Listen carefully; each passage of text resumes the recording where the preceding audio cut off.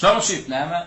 Gaty nawaqidul iman, nawaqidul islam, imanyň islam bolýan wagtlar näme gaty muhim mesele, gaty howply, hatarly mesele. Şoň üçin bol musulmanyň näme aýal erkek bilmeli.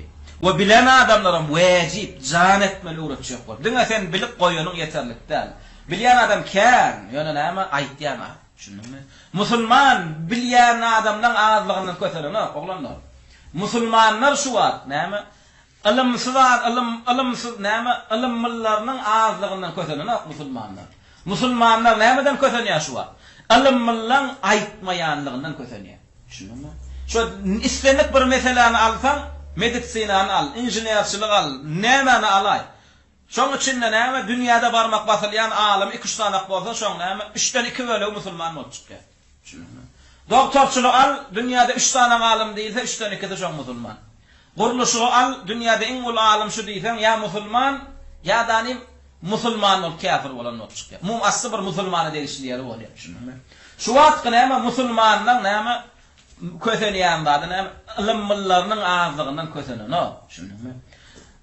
Kur'an ayatlarından sany milyon çoba. Şunumy? Diňe şu taýda 10 milyon qari bardyr. Adamdan 10 milyon qari bardyr. Şunumy? Musulmanlar şu wagt näme ilmlilarynyň azlygyndan kötenýär. Musulmanlar näme şu ilmine amal edip, ilmini eşkar edip, haqiqaty haq ýerine, batyl ýerine aýdy bilýän adamlarynyň ýoklugyny kötenýärler. Şoň üçin biz näme Allah Teala'nın huzuruna varamızda näme zilawlanmajak bolsa. Ebu Hurayra radıyallahu anhu näme diye bilip aýtmadyk näme kıyamet mahşer gününe zilawlu geler diye. Şunuň her bir adamyň kıyamatda şeýle gelýär katanap bolýar.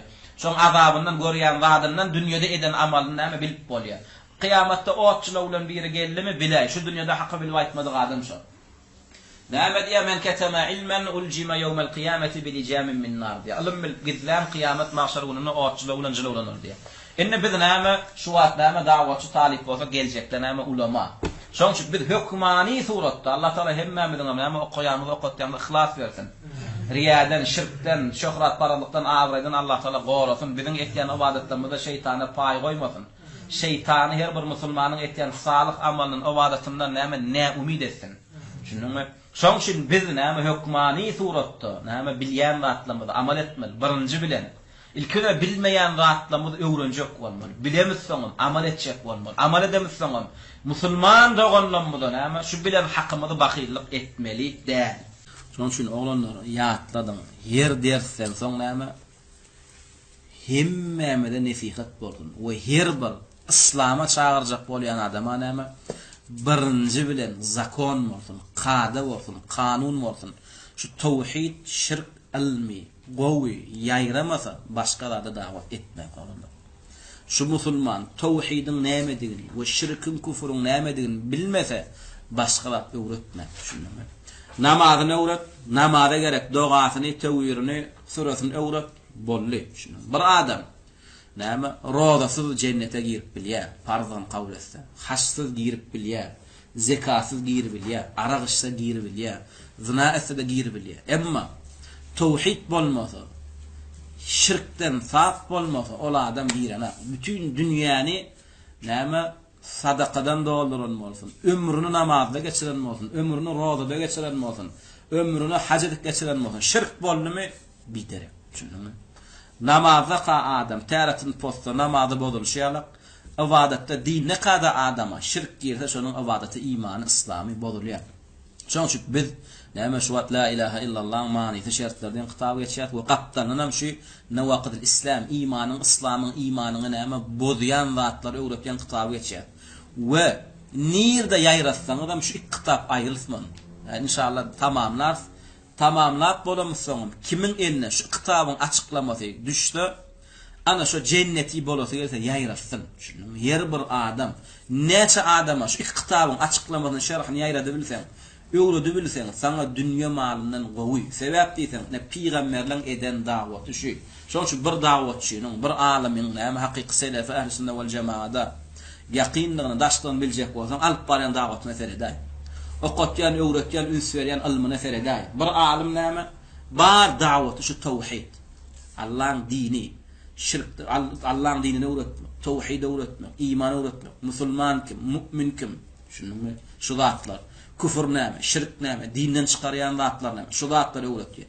Esası alıp barayan davati, esası alıp barayan siyaseti, esası näme öğretiyen, düşündüren, yazıyan, açıklayan ilmine şu tevhid, iman, küfür, şirk ne şu zatlar ana bin şol adam hakiki peygamberin davetine yakın adam. Şimdi ama gördün baktın bir adam ödün näme ağzını dolup selefe yonkuya. Şunun ödünü ehl-i sünnet vel cemaat yonkuya.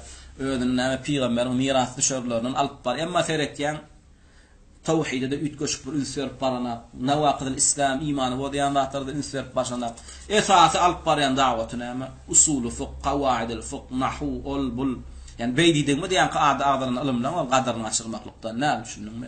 Talip adam usulü fıkhan bilmeli, kavaiden bilmeli, nahu sarfan bilmeli.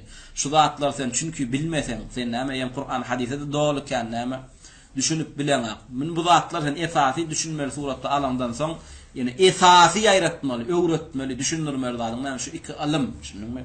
Muhammed ümmetiniň bu atqy näme musibeti biziň näme pulsuzlygymyz bolan şeýler ya bizim sanımız ya yararımız az bolanlygy üçin ya usul fıkh ya kavaid ya nahu sarf ya tarih bu zatlar bilmeýänlikimizden bizim şu wagtda ummatymyzyň keseli ine şu şirk keseline bizim ummatymyzyň keseli näme tawhidsizlik keseline ummatyň näme her bir ummatyň keseli bar her bir keseliň hem dermany bar her kesele näme şu görkezülen dermanyny bermesen şu kesel utulanok bir adam näme hassa bolup doktora bar ya doktora näme şoň iç ağrısyny bilibem näme kelle ağrı derman ýa-da. Kelle ağrısyny bilibem. Ya da iç ağrı derman berýär. Derman mı şu derman näl? Derman ýöne şoňa peýdasy ýok. On keseliniň dermany näl? Şoň adamyň bedeni keselleýşär, adamyň ruhum keselleýär. Şu wagt Muhammed ümmetini bir adam gözüne getir, bir ceset gözüne getir. Şu adamyň keseli cesedine däl. Şunmy? Has näme bize şu wagt Muhammed ümmetiniň näme keseli aýdyň bolan şu ummaty näme biz şekillenler ýa. Jisimlenler ýa. Bir adam gözüne getir, bir daýy adam gözüne getir. Şu adam näme beden we ruhdan ibarat dogurda. Şu wagt Muhammed ümmetiniň keseli oglanlar bedenine däl. Bizden sagdyn bizden dogumul bizden ba ýurtly näme ýurt adam ýok. Şunuňmy? Şu adamyň keseli ruhunna. Şunuň şu Muhammed ümmetiniň keseli ruhunna. Şuň keselini biz ölçermeli ruhunyň keselini. Näme kesel bar? Usul fıkh bilen akmışyň ruhy. Usul fıkh dermanyna mätäçmi? Nahu dermanyna mätäçmi? Näme kesel bar? Şonu bilmeli. Şoň şu Rabbani Allahçyl hakyky peýgamberimize miras düşer bolan ulamalar. Şu wagt ummatyň keseli näme diýerler? Şirk diýerler. Şunuňmy? Küfür diýerler. Şirk küfürüň derman nämede? Tawhidda. Şirkin derman tawhid. Şirk diýmek näme? Şärik diýmek. Tawhid diýmek bir ýeke diýmek. Şunuň. Ummat Allah'ını ikilik etdi. Şunuň. Enne bir adam dostuny ikilik etse, bir ayal ärini ikilik etse, nähilek bolýar? Musibettal. Enne şul adam näme? Allah'ını ikilik etse nähilek bol. Ärini ikilik eden hele öldürülýär. Heleyni ikilik eden är öldürülýär. Görýärmi? Heleyini är ikilik etse ya ärini hele ikilik etse öldürülýär. Şunuň. Emma ummat Allah'ını ikilik etse näme bolýar? Ummat ölýär. Şunuň. Ummat ölýär. Eýem şirket ýan ummaty Muhammed ümmeti diýilene. O özüni näme? Muhammed ümmetine ýönköse de ol batyldan ýönköse. Muhammed ümmeti näme? Müşrikliň tawhide gelmene sebäp bolan ummat. Şunuň. Muhammed ümmeti şirkin garşysynda jihad edip näme? Adamlaň küfrün şirkin garankylygyndan İslam, iman, tawhid nuruna gelmekline sebäp bolan ummat. Emma şu wagt Muhammed ümmeti diýilýän näme? Düşmançylyk etýän adamlary şu tawhide çağıran adamlar. Düşmançylyk etýän zatlar şu tawhid. Çağıran zatlar şirk, çöp paraçylyk, gabr paraçylyk, ata-babaçylyk, şunuňmy? Kur'an hadis diýmeklik jenayet. Bir Allah diýmek jenayet. Rabbim Allah dinim İslam peýgamber Muhammed sallallahu aleyhi ve sellem diýmek jenayet. Şunuň yaradan meni Allah yeketek meňe näme? Hökm rawan häkimem Allah, şoň hökmünden başga hökm batyl diýmeklik jenayet. Şoň üçin näme? Guş ikranasyz uçmaýşýarlar. Bir ummatyň tawhidi jem bolup gapdanynam näme? Ikinji ganaty. Şu tawhidi bolýan zatlardan sap bolmady şu ummat däl. Şoň üçin iki kitap ile bile saýlamaklygymyň sebäbi şu. Şunuňmy? Tawhid bol qaptallanam şu zatlar sap bolmasa tawhidin näme peýda däl. Şunuňmy? Şu zatlardan sap bolmam, tawhidde bolmasaň, yani Allah iman etmeseň, bu zatlardan sap bolanyň peýdasy ýok. Şoň üçin her bir musulman adam Allah iman etmeli we onu ibadetde birlemeli we şu sanada şu imanyny, tawhidini bozyan amallardan öwrenip saklanyp gezmeli. Şoň üçin kimin eline şu kitapdan aýratyn, ala böyle şu la ilaha illallah manysy şertler diýen sapaklanmady. We din islam bu diýen zatlar öwreten kitabymyz kimin eline düşür? Şu iki kaseta, iki ders, iki kitap bir-birinden aýyrman, çatyp bilelikde ýaýramaly. Şu iki kaseta 5 milyon öýe girmeli. Olanlar 5 milyon öýe ökmani suratda yekeme girmeli. Şunuňmy? 1 milyar 250 milyon teorik muslim bolsa her bir muslimin öýüne girmeli. Her bir muslimin gulluğundan yüreğine girmeli. Şu zatlar, yani akolyan zatlar, aýdylýan zatlar kabul edilmese, gelinmese, kabul etmeli zatlar edilibem. Saplanmaly zatlardan saplanylmasa Muhammed ümmetine näme? At awray Muhammed ümmetiniň güýç kuwwaty, häkimligi gaýdyp gelenak. Şunuňmy? Muhammed ümmeti dinine gelmese bolanak. Dine de iki zat bilen gelinýär. Edip gelinýär we käbir zatlar taşlanyp gelinýär. Edilip gelinmeli şu tawhid, ibadet. Gaýdylmaly ene şu zatlar. Her bir ummatyň asly şeýan zatlary bardyr. Ýa-da galmaklygyna sebäp bolýan. Näme her bir ummat näme taryhyna teretsen şoň ýa-da galmaklygyna sebäp bolan, onuň ösmekligine näme päsgelçilikler asly şeýan zatlar bar. Şu ummatyň hem ýa-da galmaklygyna sebäp bolan, şu ummatyň hem ösmekliginiň aslyşyp onuň aýagyna badagasyn bar ene şu şirk. Şunuň umma şu şirkinden, çöpünden, çöğründen, butundan, gabrından, aýynyň, gününden, sähedinden mualla müfti näme batıl ahunlardan saqlanyp haqiqi näme Qur'ana hadisa we olary ýokdan baradan gözel Rabbining näme dinine we Allahynyň ibadatyna we peýgamberiň sünnetine görellisine gaýdyp gelmese we şu Qur'an hadis diýen şu dawatyny etken haqiqi Rabbani Allah'ın ulamalaryň dawatlaryna näme terbiýetine gelmese şu ummat näme ödüni tutana. Şunukmy? Şoň şu ökmani suratda her bir musulmana şu dersleri ýaýratmak wajib. Bir musulman şu ders barandan soňra diňe öňe çäklenip oňa buňa ýaýratmasa Allahyň öňünde şo ýazykly. Şunuňmy? Bir musulman, şunuňmy? Arapda bolsun, Turanda bolsun, Eýranda bolsun, tapad ýok. Eline şu la ilaha illallah kasetleri ýetdi. Dini bodyanlatdan kasetesi ýetdi we töwereğindäki adamlara da ýaýratmady, aýtmady, öwretmedi, bildirmedi. Allahyň ýanynda şol adam ýazyk kıl. Ve ummatına, dostuna, yani doğanına karşıda hıyanatçı şol. Şunuňmy?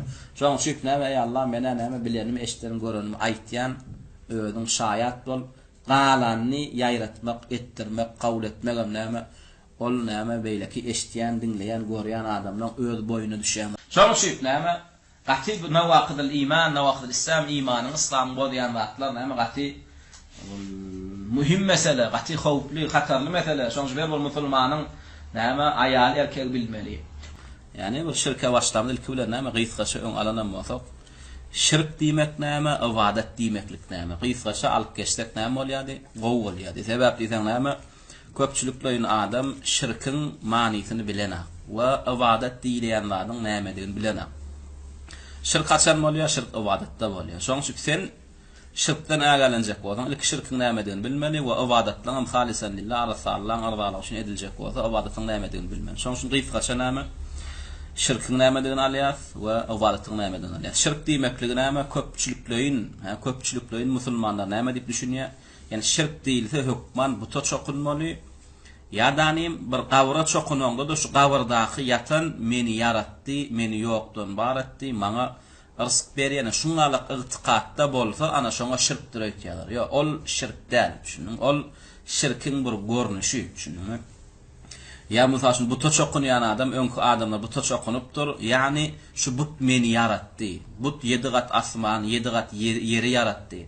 Maňa rızk berýän, meni diriltýän, meni öldürýän şu but, şu daş. Şunu ygtykatda, şu imanna näme? Buta, daşa, çöpe, gawra çokunýan şirk bolýar. Emma diňe araç hökmünde yaradan rızk berýän Allah, emma bular diňe araçlar, şefaatçylar diýilse şirk bolýan näler öýtýärler. Ol ýalňyş düşünje, düşündiňmi? Şuna çenni buta çokunanam, çöpe çokunanam näme? Meni yaradan şu diýip çokunmatdanym, şular Allahyň ýanynda menden awraýly, hormatly bolar, meniň bilen Allahyň arasynda durup bize şefaat etjekler, araçy boljaklar diýip ygtykadyna şu şirk. Şoň üçin näme şirkin dogry düşünülüşini alýar. Sebäpli isen näme Şeyhülislam ibn Teymiyye rahimahullah bardal bir topar kitaplarına bir kaide berýär. Şu kaidany ýazyn. Şu kaidany biz ýazsak we ýatlap özümizde özleşdirjek bize näme kän ýerde näme peýda berýär. O kaidede näme diýär? Alfazuş şer'i esma'un ve ahkam diýär. Alfazuş şer'i esma'un ve ahkam. Şu kaide. Alfazuş şer'i esma'un ve ahkam.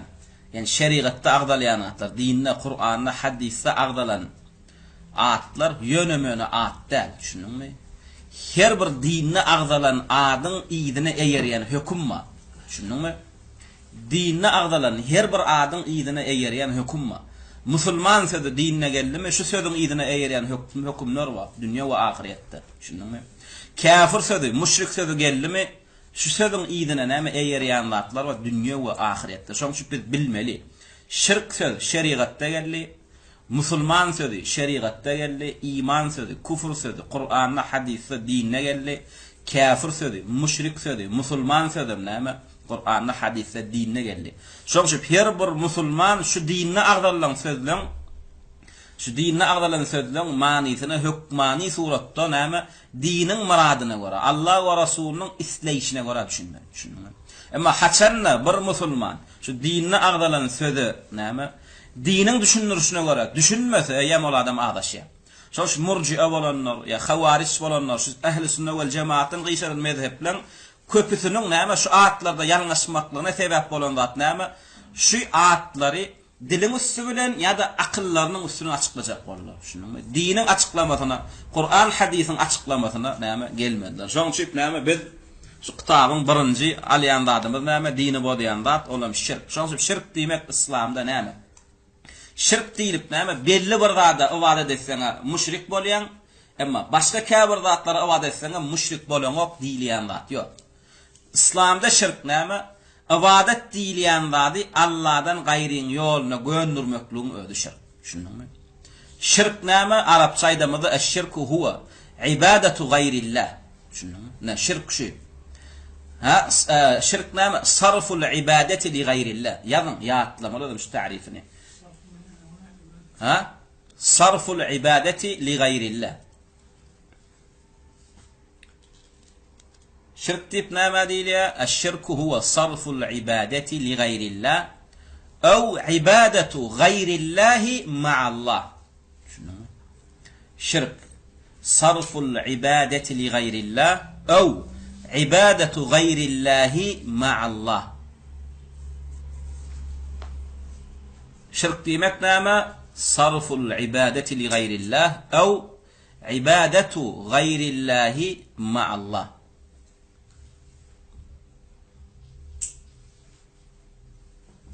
Bu aýdan sözlenmeden açıklaması näme? Şirk diýmek näme? İslenlik bir ibadet diýilýän zatlaryň haýsam bolsa birini Allah'dan gaýryň ýoluna sarp etmeklik ýa-danym Allah bilen bilelikde bir mahluga ibadet etmeklik. Ine şu şirk bolýar. Şunuňmy?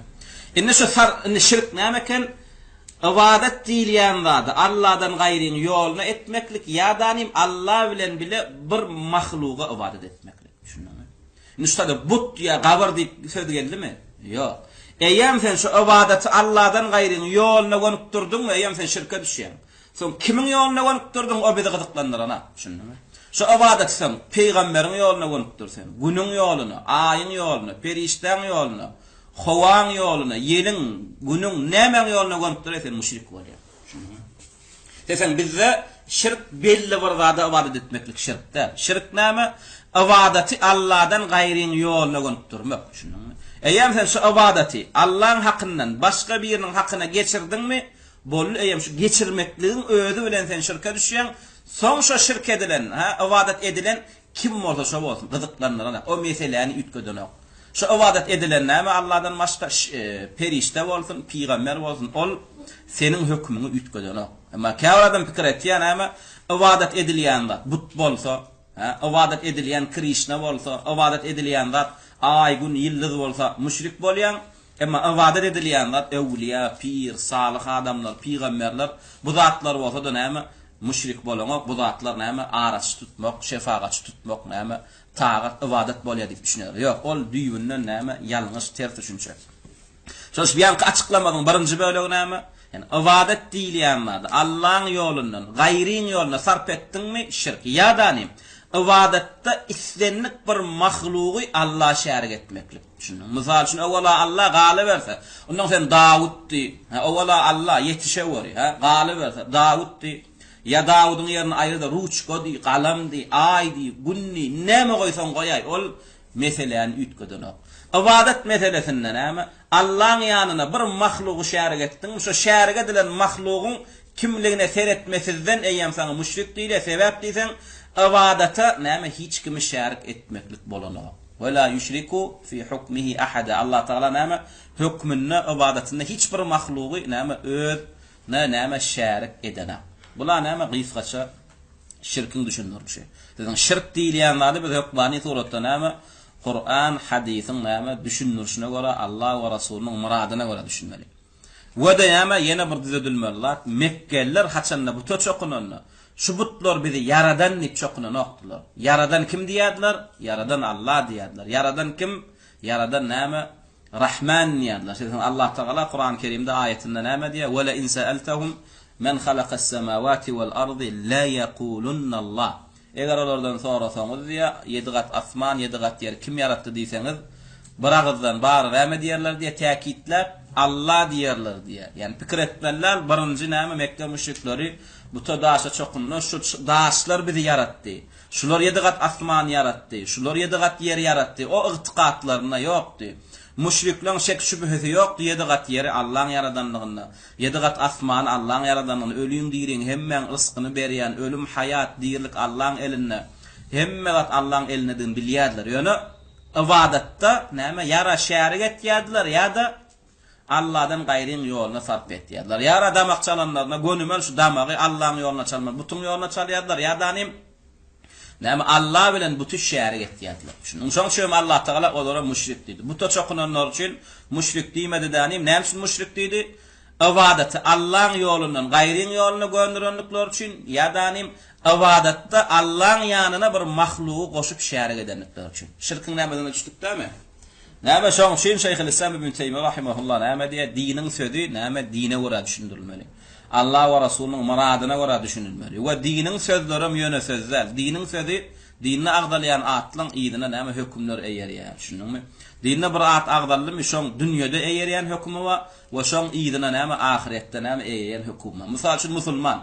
Şu musulman diýilen adyň ýygyna, şu sözüň ýygyna dünýä we ahiretde näme eýerýän hökümler bar. Mysal üçin şu dünýede musulman bolsa şu näme edilmeli? Söýülmeli. Biz şu musulman söýmeli. Şu ölse jinaza okamaly, musulmanyň gabrystanyna jaýlamaly. Şuň näme janyny, malyny men elimden gelse goraşmaly. Bu dünýede buň ýygyna düşýän höküm. We ahiretde höküm näme? Şu ýyryş jenneti diýmelimi? Düşündiňmi? Dowdaga günäsi bolup düşäýse-de şu ömürlük galan ýyryş jennete düşýär diýme. Diniň sözleri näme? Esmaun we ahkam. At we näme her adyň ýygyna höküm eýerýär. Hökümsiz ýöne bir doň atlar däl. Inne ibadet diýmeklik näme? Şirkin näme diýene bildik. Şirk näme diňe bu toş höküme çokunmak. Dälekenlänim şirk näme? Ikiň haýsam bolsa birini eden näme? Müşrik bolýar. Birinjisi ýa-ni ibadet diýilýänlerde Allah'ın ýolundan başgaň ýoluna sarf etmek. Gyssananda Allah'y çağırmaklyk ibadet. Buňa näme diýilýär? İstigasa diýilýär. Gyssananda Allah'y çağırmaklyk ibadet. Inne biri gyssananda näme diýär? Ya pirim diýär, ya Magsym, ya İşan, ya Davud, näme? Gönümel kim çağırdy? Mahlugy çağırdy. Näme şu müşrik bolýar. Ya danim ibadetde bir mahlugy Allah şärik etdi. Olum näme? Şirk bolýar. Mysal üçin awala Allah galip berse plan, awala Allah galip berse 4 şariýalar, erenler, pirler ýetişe göründi. Bu da şirk. Näme üçin? Birinji näme etdi? Ibadeti, gönümel mahluga sarp etdi. Ikinji näme etdi? Mahluga sarp etmekde mahluk şu ibadete şärik etdi. Düşündiňmi? Şirk näme deken? Belli bir arada çokunmaklyk dekenmi? Ýa-da ibadeti Allah'ın ýolundan başgaň ýoluna çykarmaklykda, ýa-da Allah ibadet edende şoňa bir zady şärik etmek dekenmi? Görýärmi? Ibadet Allah'ın yolundan başgaň ýoluna çykarmakda eken, kimin ýoluna soň çykarly oň bilen işimiz ýok. Ýa-danym Allah ibadet edende bir zady şoňa şärik etmekli eken. Soň şu şärik edilen zat kim bolsa şo bolsun işimiz ýok. Meseleni ütgeden ok, düşündiňmi? Ondan şu ibadeti görünýän adam ýa-da perişte bolsun, peýgamber bolsun. Ýa-danym Allah ibadet edende şärik etýänleriň peýgamber bolsun, perişte bolsun, sen hakykatyndan hiç zat ütgän ok, düşündiňmi? Ibadet näme? Ibadetem näme? Ulamalar bir topar näme düşündirdiler. Yani gıйfga çalamyzda näme? Kur'an'da hadisde. Bir zadyň sogapdygyny billikmi? Şonu Allah üçin etmeklik ibadet. Ve edil şoňalar Kur'an'da hadisde. Bir zadyň haramdygyny, mekruhdygyny billikmi? Şonu Allah'ın ırzalygy üçin taşlamaklyk ibadet. Ne gıйfga çal. Kur'an'da hadisde. Farz bolsun, wajib bolsun, sünnet bolsun, mustahab bolsun. Allah'ın ırzalygy üçindir yani. Şert bolmaly. Allah'ın ırzalygy üçin etmeklik näşe ibadet. Ve edil şoňalam Kur'an hadisde haram, mekruh şu zatlary Allah'ın ırzalygy üçin näme taşlamaklyk ibadet bolýar.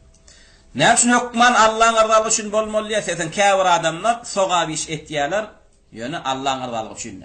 Ve käwir adamlar günahdan, haramdan gaýtýarlar, Allah'ın ırzalygy üçin. Bulan etýän ibadetler. Bir aragy çanak. Şunmy? Näme üçin?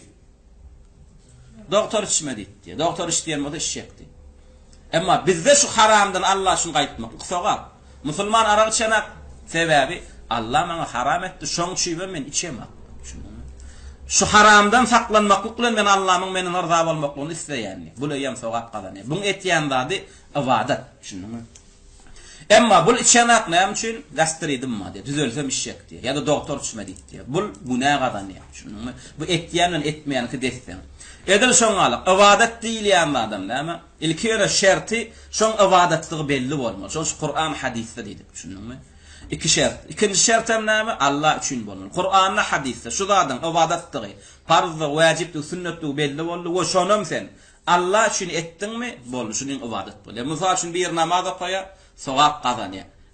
Niýetinde şunu okuyan Allah'a marza etmeklik üçin bolsa. Emma bir namaz okuyan maňa namaz hon diýsinler dip. Eýem bir Allah üçin nälekenlerim namaz hon diýdirmeklik üçin eken. Şunmy? Şoň şüp näme ibadetten bilmen. Ibadet hemme şeriatda, Kur'an'da, hadisde gowdugy etmekligine näme iterlen, gyzyklanyrlan zady Allah üçin etmeklik näme? Ibadet we edil şoňalam şeriatda, Kur'an'da, hadisde Allah we Rasul tarapyndan haram, mekruh diýilen zatlar Allah üçin taşlamaklygym ibadet. Ine şeriatda biz bilýäs, bir musulman doganyň näme ýüzüne gülüp bakmaklygym ibadet. Şunum. Ine şunam Allah üçin etsen sogap galanýar. Emma näme alçak, yüz açık, yumşak, gow diýdirmeklik üçin etsen ibadetde. Hatta näme yatan ite suw bermekligem näme Allah üçin bersen şoňa da sogap galanýar. Sebäpsen bizde musulmançylykda näme insan bolsun, haýwan bolsun, şoňa gowluk etmeklik näme? Sogap. Şoň üçin hatta ite suw bersen näme bolýar? Allah üçin bersen, şonunum sogap umid etsen sen näme ibadet etýän adam. Edil şoňalyk bizde näme eziyet diýilýän, zulm diýilýän zat hemme görnüşden haram. Insana eziyet, zulm etmeklik haram bolşalyk edil näme haýwana da eziyet bermek, zulm bermeklik haram.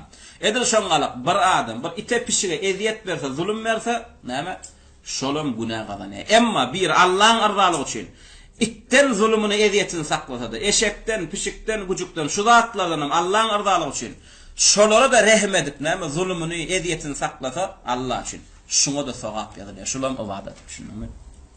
Gıйfga saýdamyda da näme Allah we Rasul tarapyndan näme buýrulandy. Allah üçin etmeklik we Allah we Rasul tarapyndan gaýtarlan zatynam Allah üçin gaýtmaklygym ibadet, düşündiňmi? Şoň üçin tewekkül etmek ibadet, gyssananda Allah'y çağırmak ibadet, Allah'y söýmeklik ibadet, düşündiňmi? Damak çalmaklyk ibadet, aýdylan jany kesmek ibadet, nedru niýaz aýtmaklyk ibadet. Şu ibadet diýilýän zatlaryň hemmesini näme etmeli? Bir Allah'ın ýoluna sarp etmeli, düşündükmi? Ine ýene bir bilmeli adamyz näme? Müşrik dedi. Bäri de açyklajak bolýan adam näme? Biz käwir oglanlarymyz, şu aqidede gezip beren oglanlar kä halatda näme? Ulamalarning käwir sözlerine näme şübhe düşýär. Käwat ulamalardan mesele soralýar. Bir adam gyssananda näme etýär? Mahlugy çağırýar. Şu kim diýär bolin? Näme diýip jogap berýärler? Kafir diýerler. Ya şeyh, Bu adam bilmän etýär. Şunuňmy? Şu bilmän etmeýänligi ise bilmän etýänligi sebäpli bunu bagyşlap bolanokmy diýen bolyn ýok diýär. Bilip etsin, bilmän etsin şu müşrik diýär. Şunuňmy? Aka halatda da näme ya şeyh şul adam bilmän etýär. Şunuňmy? Şuňa näme uzur ýokmy şunu bagyşlap bolanokmy diýen bilmän etýän bolsa oňa kafir diýmeýärsi. Şunuňmy?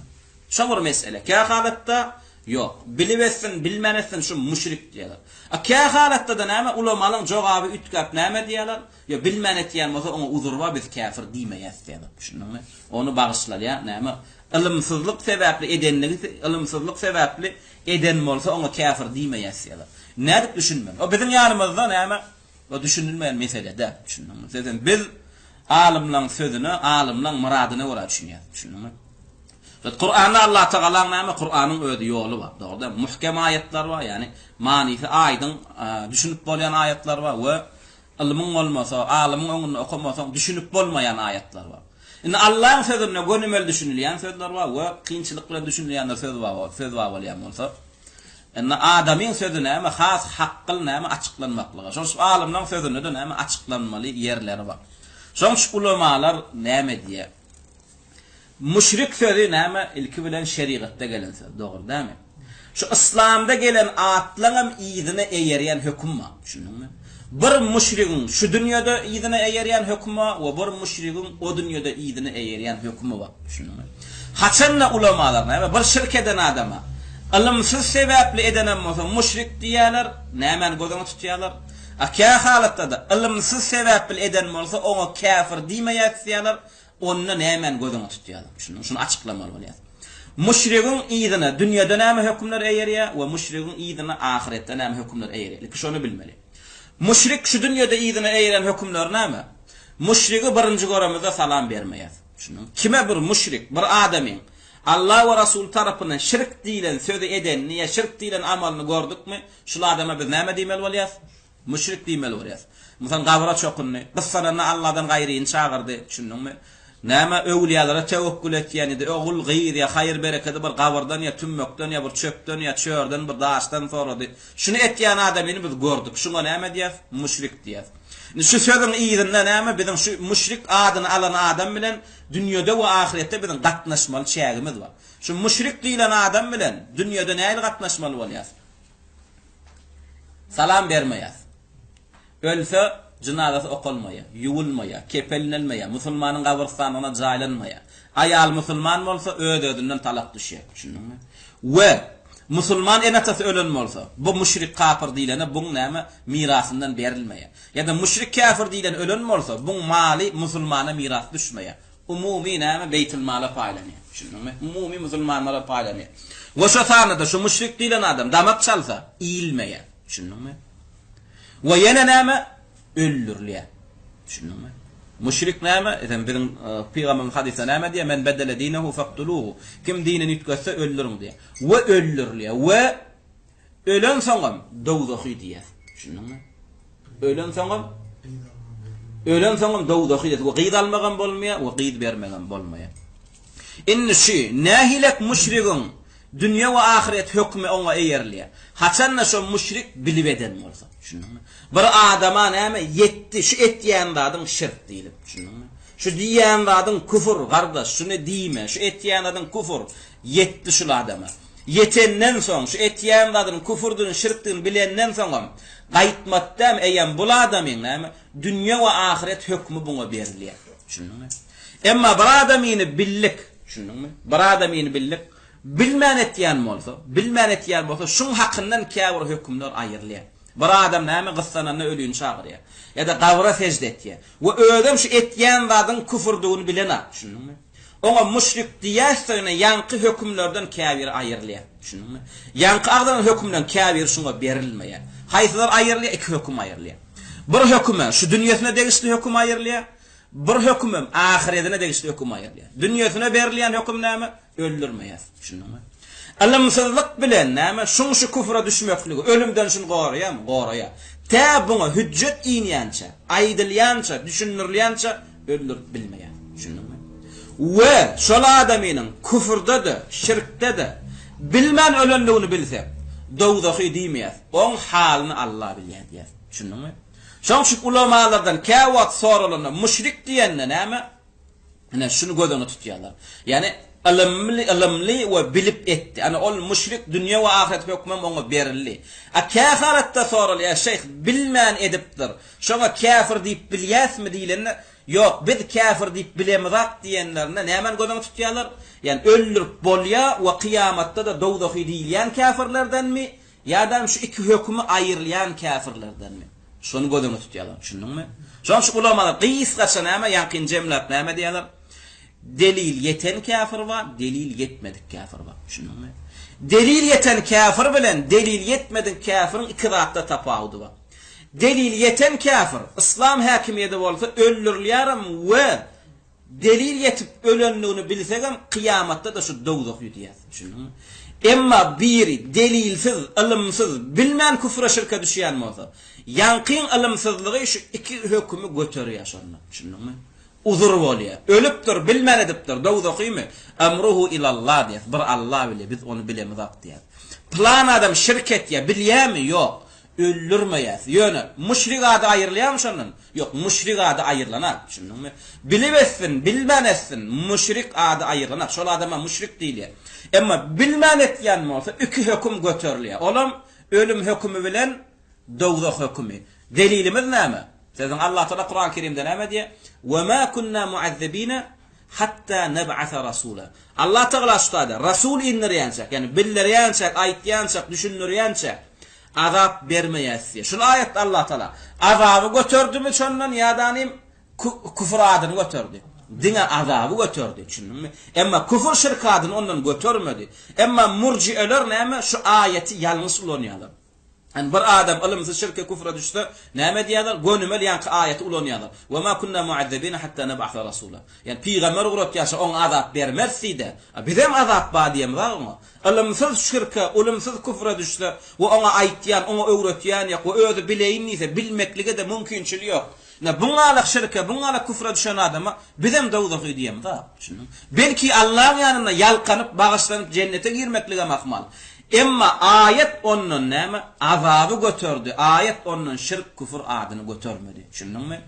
Ayet näme diýdi? Ilimsiz, bilimsiz kafirler o dünýäde näme? Täsin alýança azap çekmedin. Azap götürlýär. Onun näme? Küfür ady, şirk ady götürlenýär. Düşündiňmi? Şoň üçin näme? Bizde iki tüýüsli müşrik we iki tüýüsli kafir var. Yani delil yeten müşrik kafir we delil yetmedik müşrik kafir. Düşündiňmi?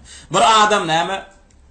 Küfür etýär, damak öwliýalaryň öllüm ýoluna damak çalýar, gyssananda Allahdan gaýryn çalýar, gabarlardan tümöklerden oglugy sorýar. Bir seretýär. Şul adam bileýinni şu zatlaryň näme diýeni, bilmene mümkinçiligi bardymy? Şoň owasyny, şoň ýurduny, tawhida, dine çağıran adam bardymy? Kitap, ilim, ulama şoň el ýeter nedimi? Hawa. Onna bu adam näme? Hem el ýeterneken ýöne öýdi biperwaçylyk eden sebäpli näme? Öwrenmändir, bilmändir. Bu adamyň dünýäsine ahiretine hökm edilýär. Emma gördük baktık, şu adamyň owasyna ulama ýok. Şu adamyň el ýeterne, bar biljek ýerine, şu adamyň mümkinçiligini, dine öwrenmekligi, hak bilen näme? Batyl tapawutlandyrmaklygy mümkinçiligi ýok. Şu sebäple şirk küfür etýär. Şu adam ölse dowdaky diýäsmi? Ýok, dowdaky diýmeýär. Bunun ilimsizligi bundan azabı götürýär, bundan dowdaky götürýär. Gönümel barp öldürüp malyny, janyny halal edip bilýäsmi? Ýok, edip bilmeýär. Buna hüccet inmese bolanok, düşündiňmi? Ýöne müşrik diýäsmi? Müşrik diýär, düşündiňmi? Damak çalsa iýäsmi? Iýmeýär. Imam bolsa, ýerine uýýasmy? Uýmaýar, düşündiňmi? Uýmaýar. Assalamu alaykum diýäsmi? Diýmeýär. Gyýz bermeýär, gyýz almaýar. Düşündiňmi? Emma öldürüp bolýarmy? Öldürüp bolmaýar. Näme? Bu ilimsiz etýär. Buna hüccet indirmeli. Hüccet iki daha düşün gerek. Köp oğlanlar düşünürler. Hüccet müşrik diýmekli üçin gerekdir etýär. Ýok. Şirk eden adam müşrik. Bugün hüccete bağlanşyk kılýar ýok. Hüccet näme üçin gerek diýär ulamalar. Öldürmeli. Dowdakymy dowdakydan şunsyny çözmek üçin hüccet gerek. Yani bir müşrik adam, bizim nazarımızda bir musulman adam şirk edip, küfür edip, dinden çıksa, Resulullah şoňa näme hökm berdi? Ölüm hükmünü verdi. Men beddele dinehu faktuluhu diýdi. Dinini ütkedeni öldürün diýdi. Enni murted adam, müşrik küfür esasında murted bolan adam näme? Ya da aslan İslam'a girmedi kafirler, müşrikler. Hükmü näme eken? ölüm eken. Yöne seyretiyaz. Şulara hüccet yetti mi? İslam davati yetti mi? Ayet hadis yetti mi? Tevhid mi? Şirk mi? Öwredilli mi? Düşünürlü mü? Şularda seyretiyaz. Şuratlar yetmedik bolsa näme? Hem ilimsiz bolýar adam şu adamlar. Etýän şirkinim küfrünim. Ilimsizlik sebäp etýärler dämi? Şulaň ilimsizligi şulaň iki zatdan gorunmaklygyna sebäp bolýar. Başga zatlardan gorun bilen aklar. İki zatdan goruny bilýärler. Ýagny gönü var öldürüp bilmeýän musulmanlar. Şunu. Musulmanlar barda gokdy şulaň şirk etýänini görýär. Näme? Şu etýänleriň şirki bilen zatmy? Ýa bilenmi zat? Tövbe etýäs, gaýtdylar, mesele gutardy. Emma bilýäs diýdim öldürilýär. Şunu. Bilmeýän masa näme etmeli? Aýtmaly, öwretmeli, gaýtdymel. Gaýtmadym ondan öldürmeli. Şunu. Ölen saňam dowdahy diýmeli. Ýani alamsyz küfre, alamsyz şirke düşýän adam iki hökümden näme saklanýan eken? Ölüm hökmünden we ömürlük dowdahylikdan. Biz näme diýäs? Şula adam bilmän ölen bolsa, näme emruhu ilallah. Bunun işini Allah bilir. Biz on bilen Allah'ın arasında goşulamyk diýär. Emma şu dünyada şirk eden müşrik, ona müşrik diýmek üçin hüccet gerekkä. Gördük baktık şu adam şu dünyada şirk edipdir, bilip etdi, bilmän etdi. Bizim işimiz yok. Dünyevi hükmü berilýär ona. Şunu ölen soň ýuwulmaýar, ölen bolsa ona da gadylak edilmeýär, ýydydan sadaka janyna näme ugradylmaýar. Düşünipdämi olanlar ýaky mesele. Ýa-da ýene açıklamalar barmy? Soň şüp näme? Köp oglanlar öýden Muhammad ibn Abdülwahhab rahimahullah sözünden näme şübhe düşýär. Her bir ulamaň öz ulanýan sözi bar. Muhammad ibn Abdülwahhab kawat näme? Kafir diýemizat diýär. Kawadım şu kafir diýemizat diýen adamsyna müşrik diýär. Şunu. Kawat sonra diýär Muhammad ibn Abdülwahhabdan. Awrat çokunýanlar kim? Müşrik diýär. Kawadım men kafir diýip bilemak diýär. Ilimsiz eden bolsalar. Ne bular näme? Murji'alar ýa-da tawhidi näme şu selef aqidatyny ulamalar elinden näme olan kitaplarını kasetlerden almadyk oglanlar düşünen oklar. Nähilay diýär. Şeyhül İslam näme Muhammad ibn Abdülwahhab iki urunu wadyr öýtýärler. Ýani ilimsiz bolsa näme kafir diýilene, ilim hoda kafir diýilýär diýip düşünýär. Ýok. Şeyhül İslam Muhammad ibn Abdülwahhab näme kitabyny içen ogullary, agtyklar, okuwçylar näme diýerler? Açıklaýarlar. Muhammad ibn Abdülwahhab haçanna müşrik diýse, nämen gözüne tutýar? Dünyevi hükmünü gözüne tutýar. Düşündiňmi? Müşrik diýdimi dünyevi hükmünü tutýar. Alym yetsin yetmesin şu Muhammad ibn Abdülwahhab'ın ýanyna müşrik. Düşündiňmi? Etýän adyny şirkdigini bilsin bilmesin şu müşrik. Dünýä hükmü berilýär ama İslam ady berilmeýär. Kawat kafir näme diýip bilemek diýene nämen gözüne tutýar? Ahiretini. Düşündiňmi? Yani şu adam bilmän etýär. Dowdahymy? Ýok. Onu diýip bilemek diýär. Düşündiňmi?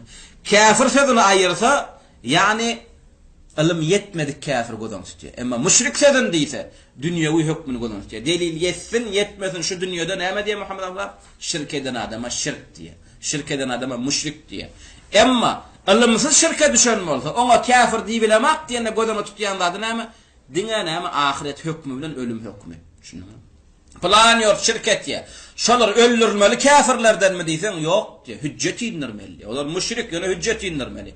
Plan owan adamy şirkde ölüpdirler. Şolar dowdaga düşýän kafirlerden mi? Ýok diýär. Hüccet inmese olara dowdaga düşýän kafir diýip bilmeýär. Şoň şu ulamalar näme Muhammad ibn Abdülwahhab sözüni okanlar, Şeyh el-İslam ibn Teymiyye we ondan ýokarda ayet, hadis, bu zatlar okan ulamalar näme diýär? Kafir iki görnüşli bolýar diýär. Haýsy kafir? Delil yeten kafir var, delil yetmedik kafir var. Delil yeten ha kafirin näme dünýede de edilmeli hükmü şoňa berilýär, ahiretde de. Delil yetmedik kafirin dünýädäki hükmü berilýär, emma ahiret hüküm berilmeýär. Olam ölüpdir delil yetmän, ölüpdir näme bilmän şirkde küfürde ýaşap, dowdahymy diýmeýär. Düşündiňmi? Allah Taalaň ilminde diýär. Allah Taalaň ýanyna şoň bir näme bagyslarlyk zady bolsa, näme bagyslaýar ýok tamam dowdaga fal. Emma biz bu dünýede näme ilimsiz eden bolsun, ilimli eden bolsun, şoňa näme dünýede şirk edene müşrik diýilýär, dünýede küfür edene kafir diýilýär. Şoň şu ulamalar näme diýär?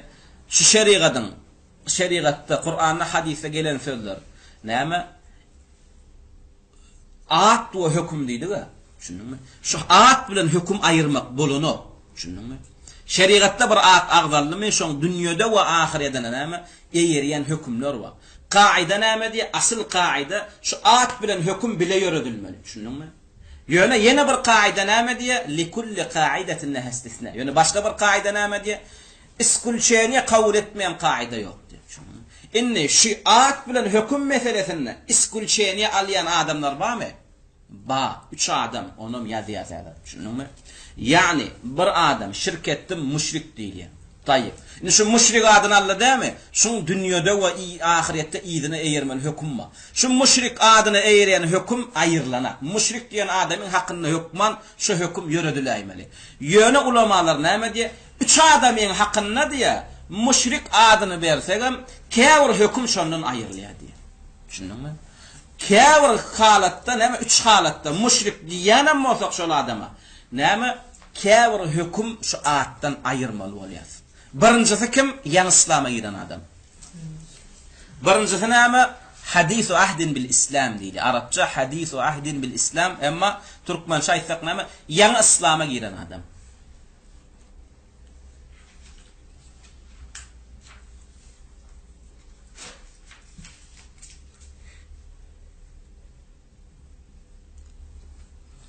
Misal, bir adam yan İslam'a girdi. Girever näme? Giren wagtyna da näme? Bir adam İslam'a girenni hemme zady bilýär dinin içinde. Bar halal, haram, tawhid, dine, ibadet hemme degişler bilýär, bilmär. Indi yan bir İslam'a giren adam näme etdi?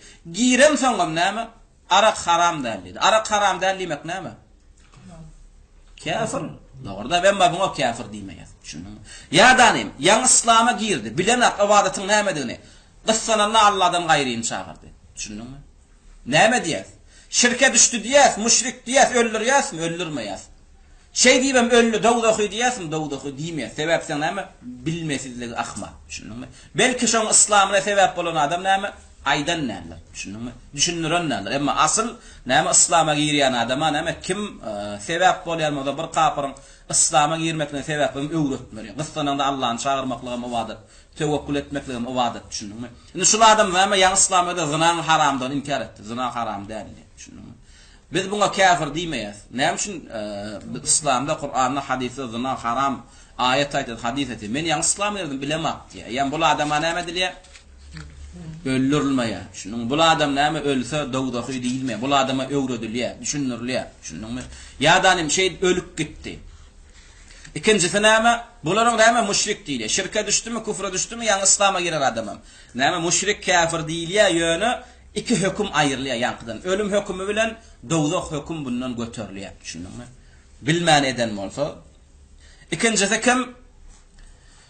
Ilmin ulamalyň näme ýok ýerlerini öňüne wesen adam. Ilmin ulamalaryň näme ýok ýerini öňüne wesen adam. Ellezî neşa'a bi badiyetin ba'idetin an intişar al-ilmi wal ulama. Ellezî neşa'a bi badiyetin ba'idetin an intişar al-ilmi wal ulama. İslam'dan uzak ülkelerde ulamalan ilmin yok yerlerine, yayramadık yerlerine näme? Öňüne wesen adam. Şirke, küfre düşenen bolsa biz näme diýäs? Müşrik, kafir diýäs. Ýöne şolara hüccet inirmesizden näme? Öldürüp bilmeýär. Ba'idetin. Ellezî neşa'a bi badiyetin ba'idetin an intişar al-ilmi wal ulama. Ilmin ulamalaryň näme? Yayramadyk näme? Yerlerini öňüne wesen adamlar. Ilmin ulamalaryň ýaýran ülkelerinden uzak ilim ulama ýok ýerlerine öňüne wesen adam. Indi bize bir adam var näme uzak çöllü, dağda, beýwanly näme jülgelerde öňüne wesipdir. Özüne de musulman diýär. Ýöne şirk küfür edip ýör. Şonu da ölüpdir, düşündiňmi? Biz olara näme dünýä hökmüni berýäs. Dünýä hökmüni berýäs. Müşrik diýäs, kafir diýäs. Emma öňümizden diýerse çyksa, şoňa aýtman, düşündirmän öldürmeýäs. Düşündiňmi? Bu ölüsi gawat gelse-de, näme? Şoňa dawdaky diýip hökm etmeýäs. Düşündiňmi? Şoňa dawdaky diýip näme hökm etmeýäs. Üçüncüsi näme? Kafir ýurtda öňüne wesen. Ellezî neşa'a fi biladil harb. Fi daril harb. Ellezî neşa'a bi daril harb.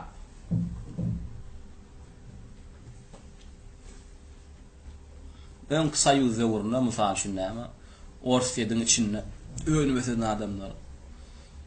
Amerikada, Ýewropada öňüne wesen adamlar. Şu taýdan bir musulman geldi, öňüne musulman diýär. Ýöne küfür edip ýör, şirk edip ýör, düşündiňmi? Eýem bunu ýaşap örenýär belli zat. Şunu İslama düşmançylyk eten gapyr ýurtlar. O taýda ýam alman ulamalar İslamyň näme ýaýramadyklary hemme ma'lum. Şoň şu bul adama näme hüjjet ýindirmesinden, aýtmasızdan, düşündirmesizden buňa näme öldürüp bilmeýär. Şunuňmy? İslam hökümeti baram bolsa, we birden ölse gawat gelse de buňa näme dowdaky diýmeýär. Ýöne şonda da näme küfür şirkady bunun aýrylanak. Sebäp bize näme dünýede uly küfür, uly şirk eden adam müşrik kafir şon näme bek belli. Şu üç adamyň hakynda müşrik diýil ýa-da kafir höküm näme etýärdi? Ilmsizligi sebäpli göterilýär. Emma şu üçden başga adamyň hakynda näme ilmsiz näme adamyň hakynda näme adyna berilen höküm aýyrlanak. Müşrikmi? Dünýä we ahiret höküm şoňa berilýär. Emma şu üç adamyň hakynda näme ilmsiz, näme şirke küfre düşer bolsa, müşrik diýenem bolsa, kafir diýenem bolsa, näme dünýä hökümleri berilýär, emma ahiret hökümü bilen ölüm hökümü ýankydan göterilýär. Ilmsizligi halas etýär. Şunuňmy?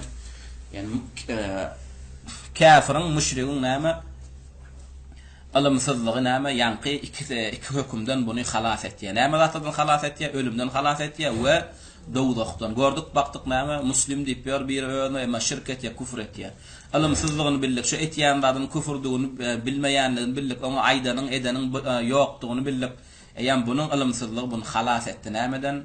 Ölümden. Eýem buňa hökmen hüjjet ýindirmeli bolýar, düşündirmeli bolýar, aýtmaly bolýar. We şo sanda ölse gawat gelme bunu näme gömmeýär, janaza gomaýar, şunuň ýumaýar. Müşrik kafir diýip gömmeýär, emma ilmsizligi buňa bir tarapdan buňa dowdaky diýmeklikden näme halas etýär. Buňa näme Allah bilýär diýip bu işi. Şundukdamy?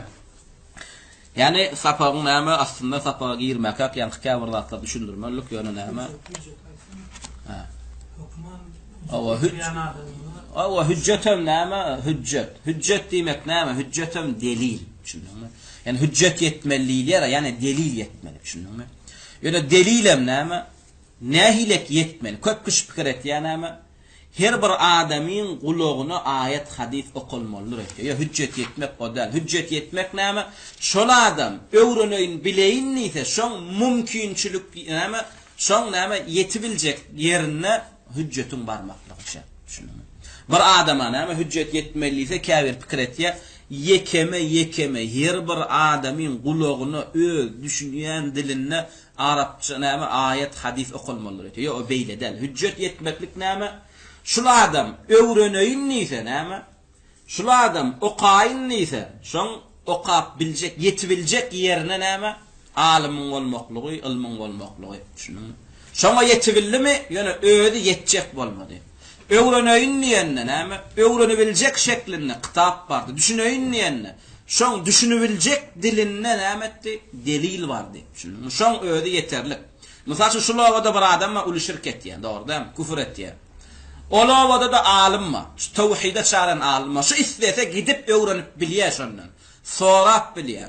Ilmalayyn diýse, şu lawa gidip ilm almakla mümkinçiligi barmy? Ýok. Bar. Ilmalayyn diýse, ýurdundan aşyp o ýurtdan ilm almakla mümkinçiligi barmy? Ýok.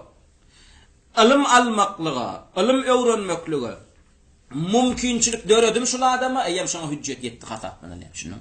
Haçan hüjjet yetmedi hasaplanylýar. Şol adam alaýyn öwreneýin niýse de şoňa almany öwrenmeklige mümkinçilik döremedi. Şunuň. Näýlek barda döremedi? Ýani alim geldi, ýöne düşünşi bilmediler. Ol arapça öwrülýär, bu türkmen. Arapça düşünenok. Şunuň. Ýa-da düýbünden alim gelmedi, yetmedi. Şunuň. Şoň şu ulamalar näme? İmkaniyetu taallumul ilm diýip kaida goýdular. Şunuňmy? Yani imkaniyetu taallumul ilm. Bir adam öwreneýin ise, bileýin ise, şoňa öwrenmeklige, bilmeklige mümkinçilik bardymy ýokdy. Bar bolsa, şu ilmsiz şirkeden bilen ilmli şirkeden deň diýerler. Şunuňmy? Öýde gideýin, öwreneýin, bileýin ise näme? Olawa aşy bilýärdi, o ýurda aşy bilýärdi, internetde giri bilýärdi, kaseta aly bilýärdi, sora bilýärdi, jaňady bilýärdi. Mümkinçilik tapyldymy, tapylmadymy hak öwrenmeklige? Tapyldy. Ýöne öýde biperwaýlyk etdi dämi? Şu biperwaýlygy sebäpli mümkinçiligi baqa ilm öwrenmeklige.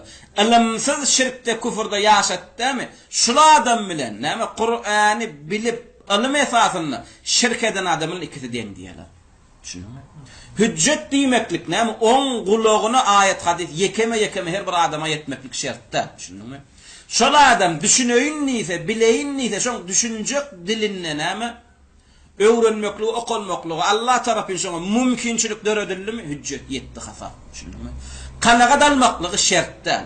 Şoň aýratyn suratda özüne aýdylmaklygy şertden. We özüm şu öwrenmek niyeti bilen, öwrenmek niyeti bilen eşitmekligim şertde. Käwir adam näme etdi? Şu novostin açýan, dogry dämi? Televizor açýan, bir adam tawhid şirklarda gurlap otýar. Bu niýetine tawhid şirki öwrenmeklik ýokdy. Kino görän, futbol görän, televizor açdy dogry dämi? Televizor açdan bolan bir alim tawhid şirki öwrenip otýar. Şuna hüccet yetenek diye müşrikler näme? Dedim bu ilm almak niyeti bilen onu açma şeyde gabat geldi diye. Yok, şu gabat gelenne de kulağına değdi değil mi? Şirk näme, küfür näme, iman näme, cennet näme, dogak näme. Şoň öz ilm almak niyeti bar wagty yetmekligi şertde. Murciyeler näme diye? Yani hüccetün yene bir şerti var diye şol adamın öýdi il almak niyeti bilen şunu bilenin öwreneýin diýen ilmalayın niyeti bilen näme dinlen delili şoňa hüccetdi. Emma attanlykda şeýle gulagyna degip geçdi o hüccet dämiş. Şunu ýok. Televizor usulan yetsin. Şunu delilin usulan Kur'anyň hadisin usulan yetsin. Sputnik'in usulan yetsin. Şunu köçüne geçip bar yakan bir broşurka yatanaken, bir kağıt yatanaken, doğrudan alıp okudum. Şoň üçin näme şirk haram, Allah'dan gaýryny çağırmak, Allah'dan gaýryny dile getmeklik bolanok. Şunu okap soňam näme dene düşünmän zyňdyň däme? Ýöne sen gulagyňa gödüňe düşdi. Şirk haram, Allah'dan gaýryny çağırmak bolanok, Allah'dan gaýrydan dile getmeklik bolanok. Şu saňa yetdim bolny hüccet yetdi saňa, düşündiňmi?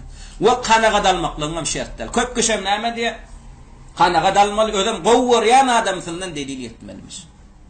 Gowuryan adamsyny delitmiş. Ýok. Gowuryan adamyň bolmaklygy, kanaga dalmaklyk, aýratyn yekeme gulagyna yetmekligi şertde. Näme şert? Näme?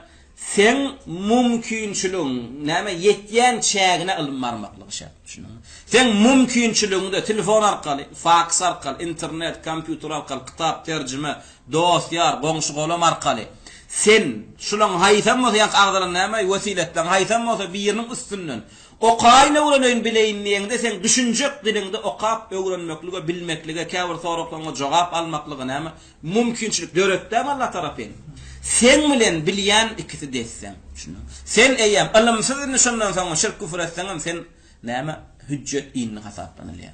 Emma bir adam öwrenýän, bileýän, gözleýär. Şunuňmy? Haqy tapjak goýany mümkinçilik ýok. Telefon edip bilenem, internete girip bilenem, internete girýänem tananak. Soramana da adam ýok. Alimam yok. Hiç mümkinçilik kesilli. Bu adama hüccet inmedi sahile. Bu adama hüccet inmedi sahileye yönü. Şun hüccet inmesizliği bunu iki zattan halas etiyor. Başka zattan halas edin. Neme zattan halas etiyor? Ölümden halas etiyor ve şuna doğduğu değilmekten halas etiyor. Ama müşrik adını, kafir adını götürmekten halas etiyor. Şun ilimsizlik yok. Halas edin. Dünyada kafirle neyle katlaşıyamadık? Şunlarla katlaşıyamadık. Ahiriyede Allah biliydi. Ve sonra hüccet inler ýanyna da näme şert goýular ýok. Hüccet inler ýanyna şert gerekkä. Sen ulu şirke, ulu küfre düşdüňmi? Kim şu zadyň şirkdigini, küfürdigini bildimi? Saňa sen düşünjek dilinde düşündürip bildimi hüccet inni? Şunu bir 60 ýaşly adam şirk etdi. 5 ýaşly adamym şoňa düşünjek dilini düşündürip bildimi? Şoňa hüccet inni saýdy. Şoňa yetdimi gutardy. Ýöne käbir meselelerden näme hüccet inlerýän adam alim bolmaly. Olam hafi meselelerden, şunmy? Yani ilmiň bolmasa, alim görmeseň düşünüp bolmayan meseleler bar. Käbir alimlaň ýalňyşan meseleleri bar. Şunu Allah görülýärmi, görülenok ahiretde. Şunmy? Deçal bamy ýok, mäti gelmelimi gelmeliler. Käbir meseleleri käbir ulamalar bilmän bilýär. Şunmy? Käbir ulamalara bilmedik meseleler bar. Hafi mesele diýilýär bulara. Giýinçilikleýin İslam ummatynyň arasynda giýinçliğin ýaýramadyk käbir ilimler bar. Şu meselede hüccet inlerýän adam alim bolmaly.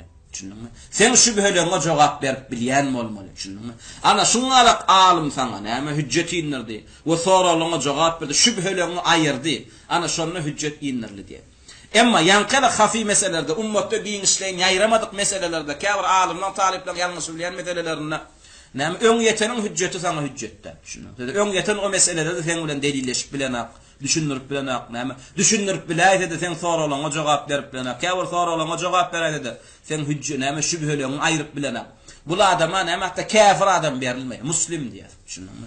Diýen zady küfür bolmasa, etýän zady küfür bolmasa, buňalyk suratda muslim diýilýär, kafir adam aýrylmaýar. Düşündiňmi? Emma aýdyn küfür wa, aýdyn şirk wa, Allah sevmek, peýgambere sevmek, dine sevmek, men kommunist, men mason, men ateist diýmek, düşündiňmi? Ölüm ýok, dowdak ýok, cennet ýok, ölüň soň direlmek ýok. Bu zatlar biderek diýmek, açaçan Qur'ana, hadise, İslama düşmançylyk etmek, Qur'any otlamak, mescit ýykmak, diniň üstünden gülmeklik. Näme Allahdan gaýra ibadet etmeklik, kabirlaryň ýoluna damak çalmaklyk, kıssanyňda olar çağırmaklyk. Bu zatlar näme arasy öň ýeten, şu zadyň şirkligini bilýän, öň ýeten saňa näme hüjjet iýinleri bilýär. Şunun öň ýeten sebäpli sen näme araň haramdan bilmeýän näme olanlar. 3 ýaşly, 5 ýaşly çaga bilýär, araň haramdan bilýän, bilýär. Şunun. Indi bir adam araq içende, şu adam sen araň haram diýip bilýän, diýip bilýän. Diýip bilýär sana. Edil şoňa araň haramdygyny. 5 ýaşly adam sana aýdyp bilýän bolsa, şirkin kinem aýdyp bilýär sana. Şunun sen uly şirke düşdüň. Ştaýda bir näme sen etýäniň şirkligini bildi. Başgalar da bilmese de şoň şirkligini bilýär. Sana sen şu etýäniň şirk, Allah Taala şunu bagyşlanak dünýä we ahirete sen tawba et. Şunu etsen İslamdan çykýany sana düşündirdi. Gaýtmadyňmy sana hüjjet getdi. Ahiretine de näme höküm edilýär, dowdak idi. İslam häkim eden bolsa, adyň näme qadete berilýär, tawba etdirilýär, tawba etmediňmi öldürilýär. Şunu. Şu tawba etdirilmekligem näme? Ýene murji'eleň şu beýsalýarlar. Tawba etdirilmese şoňa müşrik diýip bolanok diýerler. Ýok, tawba müşrik diýmeklik üçin etdirilýärmi ýa müşrik diýmesizlik üçin? Ýok. Tawba şu kafir öldürilmeli. Şoň üçin etdirilýär. Şunu. Aslında sen tawba etdirilmeklik üçin qadiyete berilýän. Näme üçin? Biýguna adam näme üçin qadiyete berilýär? Şunu. Sen biýguna bolan üçin qadiyete berilmedi. Sen kafir boldun, sen müşrik boldun. Şoň üçin qadiyete berilýär. Inne qadiyet düşediýär. Inne şu kafir müşrik öldürilmeli. Şunmy? Dana qadiyet sana näme 3 gün möhlet berýär. Tawba etip İslama dönýänmi, dönenok. Dönenok diýen soň ondan qadiyet höküm çykarýar. Öldürmeli şunu. Ondan öldürilýär. Emma tawba edip dönümi, qadiyet şundan näme etýär? Tawbasyny kabul edip näme ölümini gaýtarýar. Şoň şu kafir murji'eler näme diýär? Dine tekfir edip bilýän, bir musulmany dine kafir diýip bilýän, qadiyet diýerler. Ýok, o yalan gurulur, şunuňmy? Näme müşrik kafir näme ulamalar diýär, şunuň. Bu talipler bilýär. Kim şu küfürdiň, şirkdiň bildimi, şo diýip bilýär. Sana istenlik bir muslim sen ulu küfre, ulu şirke düşdüň, sana kafir müşrik diýär. Emma her bir musulman sen öldürüp bilýärmi? Öldürüp bilmeýär, şunuň. Her bir musulman sana dowdaky diýip bilýärmi? Dowdaky diýip bilmeýär, şunuň. Seni öldürmekligi karar etýän kim? Qadi. Musulmanlar näme diýip bilýär? Sendin adyň qadete ber bilýär. Biri we Allah sevýär, biri we öllere çokunýar. Sen adyň ber, onuň qadi sen suňla näme iş geçýär. Sen aklyň ýerine adammy. Ne goýa beýim şertler bar. Qadiyet eten soň, hem seretmeni sen hakynda käwir şertler tapylmaly. Aklyň barmy? Ulluk ýaşyna ýetdiňmi? Yani ağaran seljeler ýaşyndamy sen? Öz erki ihtiýaryňa meýletin etdiňmi? Şu eden zadyň küfürdigini bilýänmi sen? Şunuňmy?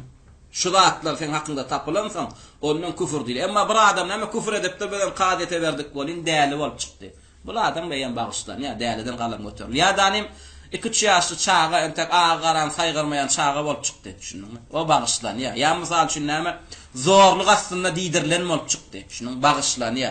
Ýa näme sen onu Allah sevdiň diýende wallahi men bilem aga diýär. Hakda diýeni görýän kast şu diýen zadyna näme bilmeli, yani eden zadyň küfürdigini bilmeliýän sebäbi näme? Şu küfür sözi diýenligini bilmeli. Şunuňmy? Yani sen Allah sevdiň, şu Allah sevdiň bilýänmi? Ýa bilemak diýdi. Şunu. Wallahi bilemak diýdi. Bu bagyşlan ýa. Emma huwa bilýän ýöne men kafir bolmaklygy, ýa küfür qasd edemek, o murji'an gurun. Sen kafir bolmaklygy qasd etme, näme? Küfür niyet etme, oňla işimiz ýok. Ýöne sen Allah sevdiň bilýän dämi? Huwa bilýän. Erki ihtiýaryňa diýdiň dämi? Huwa zorladym biri ýok. Eýem qadiyet näme? Sen 3 gün tawba diýär, möhlet diýär. 3 gün möhletiň içinde tawba etdiňmi? Tawban kabul edilýär. Tawba etmediňmi? Boýnuň näme? Çykan ýerinden aýrylýar, şunuňmy? Şoň şüp näme? Bular murji'eler näme gaşdyrýarlar. Qadin etmel wady bilen alymyň etmel wadyny näme bulaşdyrýarlar. Bir adam uly şirke, uly küfre düşdümi, şol adam kafir diýilýär, müşrik diýilýär we dünýede de kafir bilen gatnaşyşmy diýilýär, gatnaşýas, näme ilmli bolsun, ilmsiz bolsun, hüjjet ýeten bolsun, ýetmedik bolsun. Emma ölmeli ol qadiyetçe diye. Düşündüňmi? tövbe ettir ya, qadiye seret ya, şun hakkında aklı yerine mi, erki ihtiyarına diydi mi, şu küfür söz şun diyen, öyle bir bilýän ağzından çıkanlarını, şunu ağzından çıkanlarını bilmeli, şunu ya da eden hareketini bilmeli. Qadiyeti etti plan adam Kur'an'ı otladı diyor. Qadiyet çağır ya. Sen Kur'an'ı otladın bilýän mi? Wallahi bilemem o diye. Şunu. O kitabı otladım yani Kur'an'ını bilmeyenler niye? Yani bu näme? Nükesere saf var. Sen şu otlanmadın Kur'an. Şunu mu? Sen dinden çıkan nasihat öğüt bilen qadi goý berýär. Şunu mu? Şoň şüp näme bular diye murji'ler näme şurut tekfir bolmaly, mewani bolmaly, bir adama kafir diýjek bolsaň, oň şertleri bolmaly diýer. Göýe biz şonu bilmeýän ýaly. Şunu mu? Yani olar bilýärmiş, düşünýärmiş, näme? Biz bilemezakmyşyk, düşünemezakmyşyk. Beden bilýär, bir adama kafir diýiljek bolsa, şerti var. Şunu mu? Bir adama kafir diýjek bolsa, näme şonu kafir diýmeklikden bir saklayan wasflar götürülmeli. Onu beden bilýär, açyklaba matyr. Şunuňmy? Ýöne näme bulan kalbyny näme bidgat alypdyr. Bular aý heweslerine eýer ýalar. Şoň üçin biziň sözlerimizde düşünmek we mistanaklar, ulamalaryň sözlerine düşünmek we mistanaklar we Allah we Rasulunyň sözlerine näme dinem Allah we Rasulunyň muradyna göre düşünmen, öz muratlaryna aý heweslerine göre batyl akidelerini açyklaýar. Şoň üçin näme qadiyete yetmedinden öň ulu şirke, ulu kufra düşdümi şol adam kafir. Şunu. Ama qadiyete yeten soň seredilýär şol adamyň hakyna kafir diýmeklik üçin gerek şertler tapylmy? Tapylmady. Seredýär. Birinji şert näme? Akly ýerinde. Şoňa seredýär. Şunu. Birinji şert näme? Akly bolmaly. Akly ýerinde gördük bakdyk däli. Ya da bir däri dermanyň ya da urguýyň astyna edipdir. Şunuňmy? Urguýyň astyna edipdir. Ya da gatty näme? Bul adama yan bagışlanýar. Şunuňmy? Yani bul galam götürlen bundan. Narkowyň astyna edipdir. Şunuňmy? Urguýyň astyna näme? Urguýyň astyna näme? Kellesine zeper ýetipdir. Şonu diýipdir. Şunuňmy? Ýa birinji şert näme? Akly barmy? Ýok. Seredilýär. Akly ýerine kan birinji şert tapyly. Akly ýerine dämi? Bolly bagışlanýar. Ikinji şert näme? Erki ihtiyarny edipdirmi? Adam zorluk astyna edipdir. Oňa seredilýär. Şunuňmy? Emma gördük baktık zorluk aslında diýdirilipdir şu küfür. Ya da näme şu amal şuna zorluk aslında etdirilipdir. Bagışlan ya bu adam. Emma öder ihtiyarny edipdir. Hem ikinji şertini tapyly. Üçüncü şert näme? Bulug bolupdyrmy bu adam? Bolmandyr. Yani agaran seljeler ýaşyna ýetipdirmi, ýetmändir. Gördük baktık. Tek agaran seljeler dolýar jynsyny bilenak çağa. Şunuňmy? Bulanyň diýme şappat çalyp näme nikle beýdime dik goý berler. Öwüt berler, nesihat edilýär. Emma gördük baktık. Hem agarany bilýär. Şunuňmy? Bu näme erbet näme düşünüp otýar. Şunu hem üçinji şertden tapylypdyr. Dördüncü şert näme? Agzyndan çykanlaryň bilýärmi öýde bilýän. Belki begenjine näme şo bir hadisde gelýär. Çölbe ýawana näme diýär? Düýesini goşup poşulan ýitirip soň tapanda näme diýär begenjine? Ey Rabbim, ha, sen men Rabbim, men sen guluň diýjek bolup näme begenjine dili ýalňyşyp näme diýär? Sen men gulum, men sen Rabbim diýär. Fi gamamın näme di ahta'a min şiddetil farah diye. Gaty begenjine ýalňyşdy diye. Agzyndan näme çykany şol adamyň öýde bilenek, ýene biz bilýär. Hadis aýtdy. Emma şol adam agzyndan näme çykanyny onu bilenek. Ya näme ogullaryna wesiýet eden. Men ölsem ýakyn diýär. Gorkusyna huzul ýagdaýyna düşdi diye ulama. Huzul özüni ýitirdi. Duýgusyny ýitirdi. Näme diýýäni, näme hereket buyurýanyny bilenek. Bulardan galam göterilýär. Şunuňmy? Näme dördüncü şerti näme? Şu ağzından çıkanlardan näme çıkanlardı bilme. Sen şu wagt ýani küfür söz diýdin bilýärmi? Euzu billahi mineşşeytanirracim diye la ilahe illallah. Wallahi näme diýen bilemek. Näme diýdin? O sen şu wagt İslam dini dil getirdin o diýen. Euzu billahi diye la ilahe illallah. Wallahi men ağzından şu diýenim bilemek diye. Gaharma ýani gaharma diýen ýalňyşyp diýipdirin diye. Şunuňmy? Ýalňyşyp diýipdir. Ya da gaty erbet gahar gelende näme adam örtýändir. Kawat gahar näme çäginden çykyp sen aklyň örtýär. Şunuňmy? Aklyň örtön ýagdaýynda bir adam küfür hereket etse, küfür amal etse sor, ya sen ýan gaharyň gelene şey diýdin. Ýan gaharyň gelene şey etdiň, bilýänmi diýär. O bilýänmi? Bolly gutardy. Şunu. Emma ýok bilemek diýär. Eýem bu kim haky berilýär buňa? Mecnunyň hakyna goşulýar. Şunu. Eýem näme ki akly göterilip buňa gahar gelene. Şoň şu Peygamberimiz näme diýär? La talaqa inda iglaq diýär. Iglaq näme adamyň gaty öte gahar gelse akl örtýär. Şu halatda talaq berenin talagy düşenok diýär. Başga bir hadisde näme la yahkumul qadi hina yahkumu we hu la yahkumul qadi we huwa gazban. Qadi gaharly halla hüküm etmesine näme üçin? Ýa gaharly adamyň akly şeýle adamyň gydan näme kem işleýär.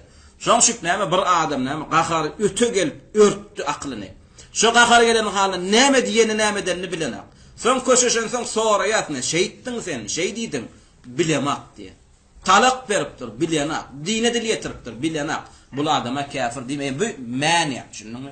Ede gaçy begenjine näme, akly örtünni näme, ýalňyşyp diliniň näme urlaýanny bilenak. Begenjine näme hereket etýänini bilen. Bu atlar mani, şunuňmy? Emma bular pikir etýän näme şuru ýanky bir adama kafir diýmekli üçin tapylmaly şert.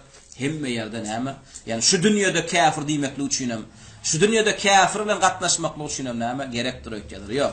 Bir adam näme ýankylyk zatlaryny tapdykmy? Qaziyet bolmasa-da biz näme diýip itiqad etmeli şol adama? Müşrik diýmeli. Emma qaziyetiň ýanyna ýanky şertler tapyldymy? Öldürmeli bolýar ýan qaziyet. Düşündiňmi? Tövbe etmedem öldümi ahiretine dowdaky diýmeli bolýar. Emma şuňa adam İslam hökümeti ýok, qaziyet ýok, düşündiňmi? Bizim ýanymyzda şu şertler tapylýan adamda akylyna diýdi, öz erki ihtiýaryna diýdi, agzyndan diýen adamam bilýär, ulluk ýaşyna ýeten, qadylyga ýetmese biz kim diýip itiqad etmeli şunu? Müşrik diýip itiqad etmeli, kafir diýip itiqad etmeli.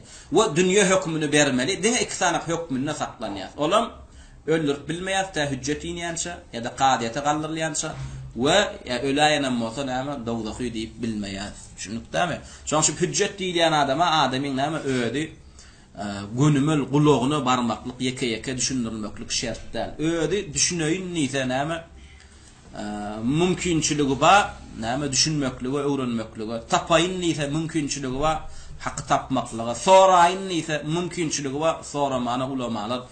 Bul adam näme ilmli bilen deň görýär. Bilip etýän bilen şu deň hasaplanýar. Düşündik maglanlar. Enne näme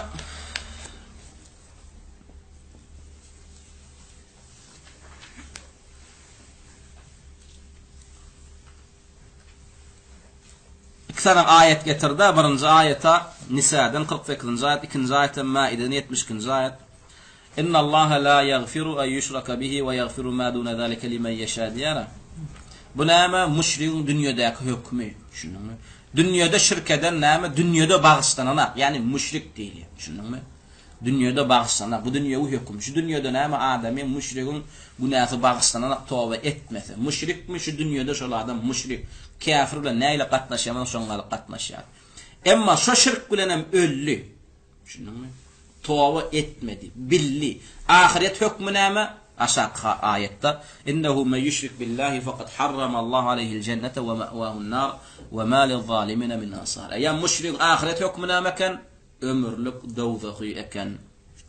Birinci ayet näme? Yeketek Allah Taala näme? Şirk edilmekli bagışlamady. Ondan aşaktak edilen günahlar näme ediljek eken? Bağışlanacak eken var. Yani bağışlanyan günah var, bağışlanmayan günah var. Şirkten aşağıdaki günah bağışlanacak. Şirk bağışlanacak. Şirkten yukarıdaki günahlar oradan bağışlanacak. Şunu köp kişi fikir etýär, en ulu günah şirkdir etýär. Yok.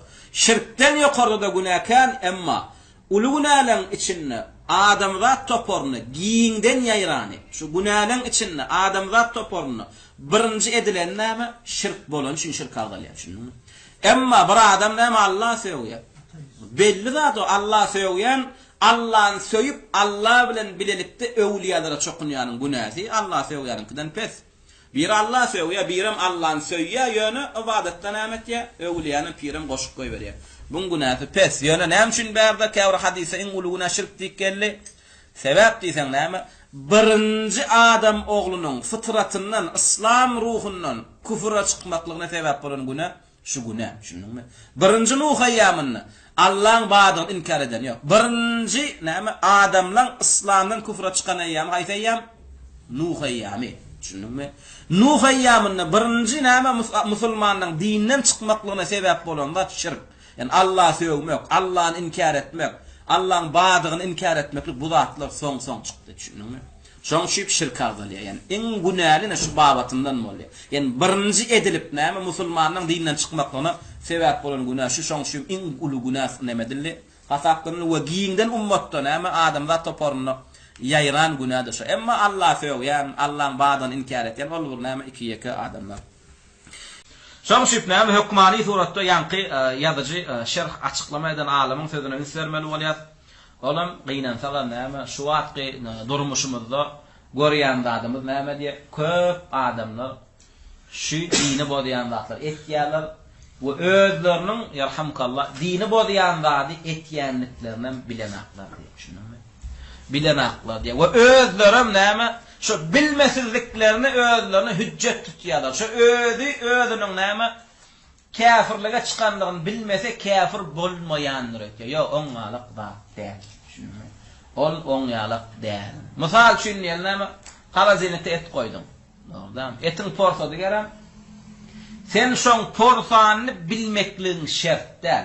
Düşünýärmi? Yani sen bilseňä porsaya, bilmeseňä porsana oňalyk. Sen bilme. Şol näme porsa mol esbaplar ýetdi däm şoň şo porsaya. Şu et bilsin ya etin eýesi bilsin, bilmesin tapady. Edil musulman adamın imanny bodyan zat etdimi bilsin, bilmesin şoň iman näme bozulýar. Tayyip. Ve kavluhu 10 nawaqid diýdiňe 10 sanak diýdiňe yani düşünmeliler. Diňe şu 10 sanak diýip düşünmeli. Hiye ekseru min zalik. Ondan kan. Ýöne näme şeyh 10 sanak diýdi, lakin şeyh rahimahullah ihtara hadihi al-10 li-icma'il muslimin alayha fil jumla.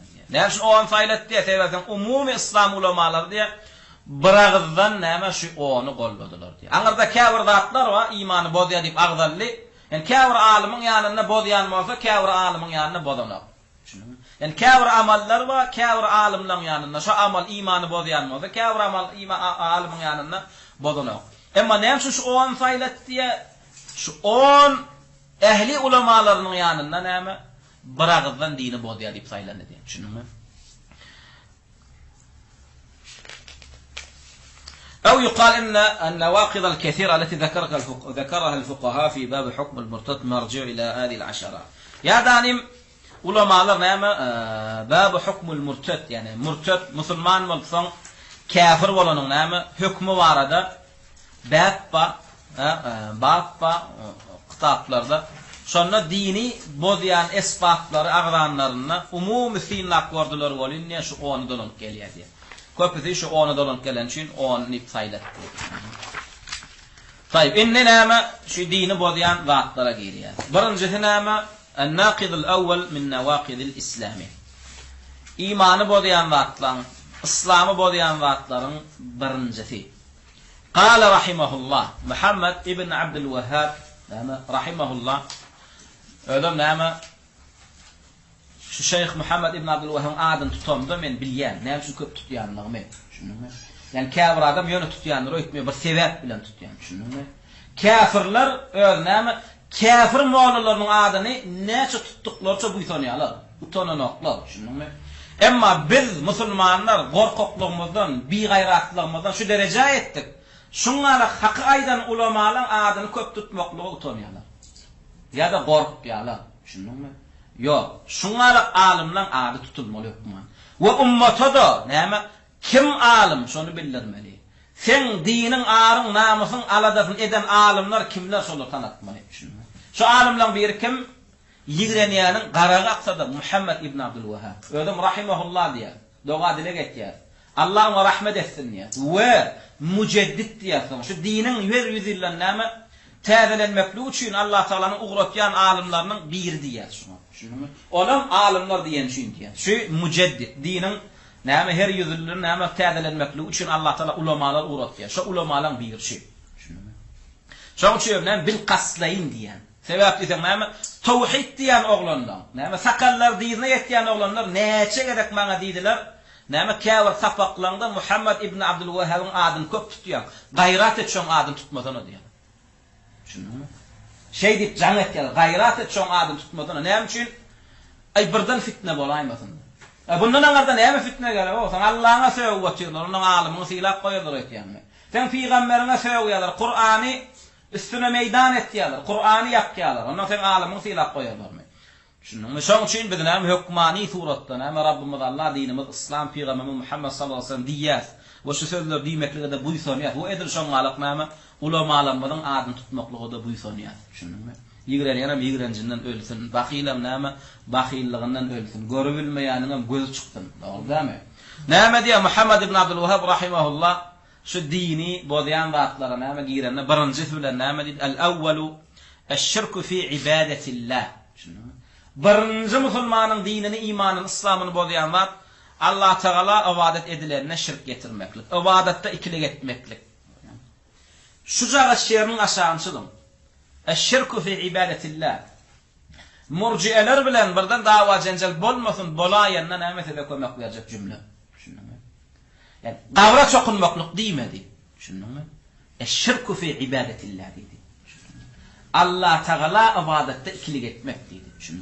Ondan şu ikilik, kavrımız söylenme olsun, butumuz söylenme olsun, periştahımız söylenme olsun, Amerikan olsun, komünizmin, demokrasiyanın söylesin tapağı diyor. İbadet değil yanlarda ikilik edildi mi? Neme zat ikilik edildi? Ona seyretmesi de neyem sen dinden çıkıyor. Köpü adam fikir et ya şu var. Şirk demeklik buta çokunmak deyip düşünüyor. Şirk neme diyen buta çokunmak diye. Şirk neme diyen günah çokunmak diye. Şirk neme diyen kavra fezletmeklik diye. O şirk değil. Şimdi şirk neme? Allah'ın hakkında edilmeli ibadet Allah'dan gayriyen yoluna sarf etmeklik. Ya danim Allah bilen bir yerini şerik koymaklık. Kimde kim ibadet değil yanladın, haysam olsa bir yerin, Allah'ın yolundan, başka bir yerinin yoluna sarf etse, şu sarf etmekliğinin öyle yanışır. Şimdi yadanim, Allah Teala ettiğin ibadetinde bir yerini koştu. Şu koşmakluğunun öyle şir. İbadet değil yanladı, hiç burada koşulunu, o ibadet Allah'ın yolundan başka. Hiçbir yerinin yoluna sarf edilemez. Çünkü ne dedi? Eşşirku fi ibadetillah. Dini vaziyanda kavra çokunmakluk demedi. Dini vaziyanda buta çokunmakluk demedi. Dini vaziyanda güne secde etmeklik demedi. Yok. Dini vaziyanda ne dedi? Allah Teala ibadetine ikilik getirmek dedi. Şu şirk nemeken Allah'ın hakkında yerine getirilmeli ibadet. Allah'ın yolundan çıktı mı bu tordu. Yani sen şirke düşüyor. Kimin yoluna çıktı o meselenin yükledin. Peygamberin yoluna çıktın, periştahın yoluna çıktın. İbadete yam Allah'ın yolundan başkanın yoluna çıkardın mı bu tordun işin ayıptı. İmanın bozuluyor. Ya Allah deyip Allah'ın kıssanında çağırayan olsan inni bir yerde kıssanında ne mi? Ya Resul, ya Hüseyin, ya Davud dedin mi? Sen dolu Allah'ın hakkında edilmen ibadeti dolu bir mahluğun tarafına geçirdin. Ondan sen ne mi deyip kıyıra? Ya Muhammed, ya Hasan deyip ya Ağaysan, ya Davud deyip ya Danim, ya aydi, ya günni, ya pelekti, nemen gıyır mesele ütkana. Sen etkiyanların şirk oluyor. Ya danim, Allah Teala ibadette birini koştum. Bu da şirk. Şirk neyme? Yara Allah'ın hakkında edilmen ibadeti. Allah'ın hakkından doğruluğuna başka birinin yoluna sarf etmeklik. Ya danim, birini ibadette şerik etmeklik. Şunu öyle şirk. Son, şu şerik edilenin kimdiğinin işimi diyor. Biri neyme? Ovala Allah gali verse, Peygamber değilsin, leyliğin değilsin, tapağı diyor. Ovala Allah gali verse yine planı koştu değil mi? Yani doğa dile ibadetinde. Bollu. Kimi koştu? İşimiz yok. Onun koşmakluğunun ödüşü. Ne gali verse Davud değilsin, gali verse 12 imam değilsin, gali verse Pavav değilsin, gali verse leyliğin değilsin, ıstalin değilsin, ne mi değilse deyiversin. Neyem? Şerik koştum ibadette. Bollu oturuşu şirke düşüyor. Çünkü ne mi deydi şirkte imanı var diyen zatlan birincitini eşşirku fi ibadetillah. Allah Teala ibadet etmeklikte ikilik etmeklik. İbadette ikilik etmeklik. Onun suratlarını Allah. Yara ibadeti doğruluğunu neyme? Haysam olsa bir görünüşünü Allah'dan gayrinin yoluna sarf etmeklik. Ya danim neyme? Şerik etmeklik. Kâle Teala delili neyme? Son neyme? Delilinem getirdi bulam neyme? İslam ulamalarının, hakiki ehl-i sünnet vel cemaat ulamalarının ayratinliği. Ehl-i sünnet vel cemaat ulamalar delilsiz gurulana. Bir sözlüğü de izinden delilini getiriyor. Selef salih ulamalar. Ehl-i sünnet vel cemaat ulamalar. Bir sözlüğü de delil getiriyor. Delili neyme? Yankı şirkin Allah Teala ibadetinden de şirk etmekliğin, ibadette ikilik etmekliğin dininden çıkarayanlığına. Nisa surasının 42. ayetinde Allah Teala neyme diyor? İnna Allah la yaghfiru en yushraka bihi ve yaghfiru ma dun zalika limen yasha. Şüphesiz Allah Teala ona ibadet etmek, ona şirk etmekliği bağışlamaya diye. Ondan aşağıda edilen zatları İslam'ına bağışlaya diye. İnna Allah la yaghfiru en yushraka bihi. Näme şüphesiz Allah Teala özüne näme şirk edilmekliği bağışlamaya, ondan aşağıdaki edilen günahını İslam adamına bağışlaya diye. Yani yeketek bağışlanmayan günah nämeken şirk eken. Şu şirk iskulçeyen alana. Ulu şirk näme hiç kimden bağışlanak. Bilivessin, bilmenesin. Düşündün? Şu dünyada sen bilibet, bilmenet sen müşrik. Sen iyiliğinden doğadile etmeklik, sen iyiliğinden näme hac edip, sen iyiliğinden nedru niyaz vermeklik näme bolano. Ve yaghfiru ma dun zalika limen yasha. Şirkten aşağıda edilen günahda näme? Ma'siye bolýar. Ona ýam Allah Taala näme? Rahmetinin aşağında. Bir arak içip bir zina edip ölen musulman şirk etmedi. Eýam ol Allah'ın adlynyň ya rahmetinin aşağında. Rahmetine tutsa Allah Taala näme fadly keramy bilen ödrehim şefaat bilen onu bağışlaýar. Adylyna tutsa da näme eden günahyna göre ýakya soň salýar. Indi şirkden ýokarda günah edilse o da bağışlanana. Düşündüňmi? Yani kafir fikirke şirkden ýokarda günah ýokdur, o ýalňyş düşünje. Şirkden hem ýokarda günah bar. Düşündüňmi? Ýöne umumy adam oglunyň näme esasy kafir bolmaklygyna sebäp bolan we uludan giňden ýaýran küfür şirk bolan üçin şirk mysal berilýär. Düşündüňmi? Bir näme Allah'ın söýýär, butunam söýýär. Allah'ın çağırşalyk, butunam çağırýar. Bir adam düýbünden Allah'ın söýýän ýigrenýär. Haýsynyň erbet, haýsynyň günäsi erbet. Yani Allah iman etmeyen, Allah'ını söýmeyen, Allah söýýäniň günäsi, Allah'ını söýüp oňa kilik etýänkinden erbet. Düşündüňmi? Ýöne Rasulullah'dan en uly günah näme diýip soralan, näme şirk diýip berdi. Desek adam oglunyň näme köpçülükden en uly eden günäsi şirk. Düşündüňmi? Emma ýanky günah näme ol bir tane adamda tapyldy. Düşündüňmi? Allah Taala ýok diýmeklik günah ol bir adamda tapyldy. Şoň üçin oňa näme mysal berilmedi. Firaun näme doğru Allah'ın inkar etti. Allah yok dedi. Men Allah dedi. Özüne halıklık, Rablık davasyny etdi. Emma esasy adam oğlunun eden günahlarını en uly günahı näme boldy dinden çıkmaklygyna? Şirk boldy, düşündüňmi? Asly adam oğlunun dinden çıkmaklygyna sebäp bolanda Allah'ın inkar etmeklikmi ya Allah Taala awadatda ikilik etmeklik? Allah Taala ikilik etmek. Şoň şu soruldy, ya Rasulullah, adam oglunyň näme dinden çykmaklygy näme? Eden günahlardyň en ulusy näme? Şo manada sorak berildi. Näme dedi Rasulullah? En tec'al lillahi niddan we huwa khalaq. Allah seni ýokdan bar edenden soň seniň oňa ikilik etmekligiň diýdi. Emma näme? Ol ýa Allah söýmek, Allah'ı inkar etmeklik, ol näme? Soň näme çykan günahlar. Tayyip, näme diýen Allah Taala Nisa surasynyn 48-nji aýatynda Allah Taala ýeketek bagyşlamajak günahy näme? Oňa awadatda ikilik etmeklik diýdi. Ondan aşağıdaky edilýän günahlary, ýani sen dinden çykmaklygyna sebäp bolmaýan günahlar we olary näme diýdi Allah Taala? İslamny bagyşlaýar, rahmetine tutup, näme adylyna tutandam näme günahyna göre ýakya soň jennete salýar. Bular ähli sünnet we cemaanyň itiqady. Ähli sünnet we cemaanyň itiqadyna näme? Küfür şirk etmedi adam, yani günah eden adam näme dinden çıkanak. Ama küfür şirk eden adam dinden çıkar. Yana ikinci ayet näme Allah awadatda ikilik etmekligiň dinden çıkarýanyny, olam Maide surasynyn 72-nji aýatynda Allah Taala näme diýär?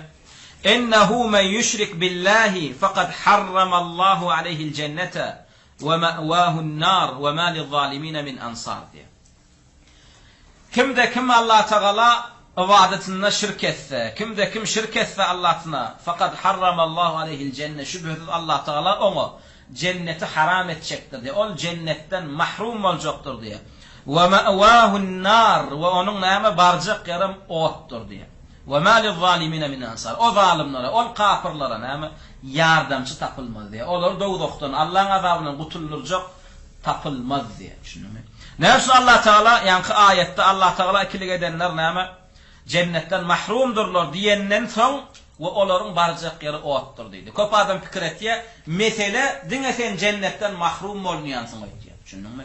Sana uçmak ýok, sana hüýrgid ýok, sana akyp ýatan näme ballan, arakdan, süýtden çeşmeler ýok. Sen diňe şu zatdan mahrumsyň diýär. Düşündüňmi?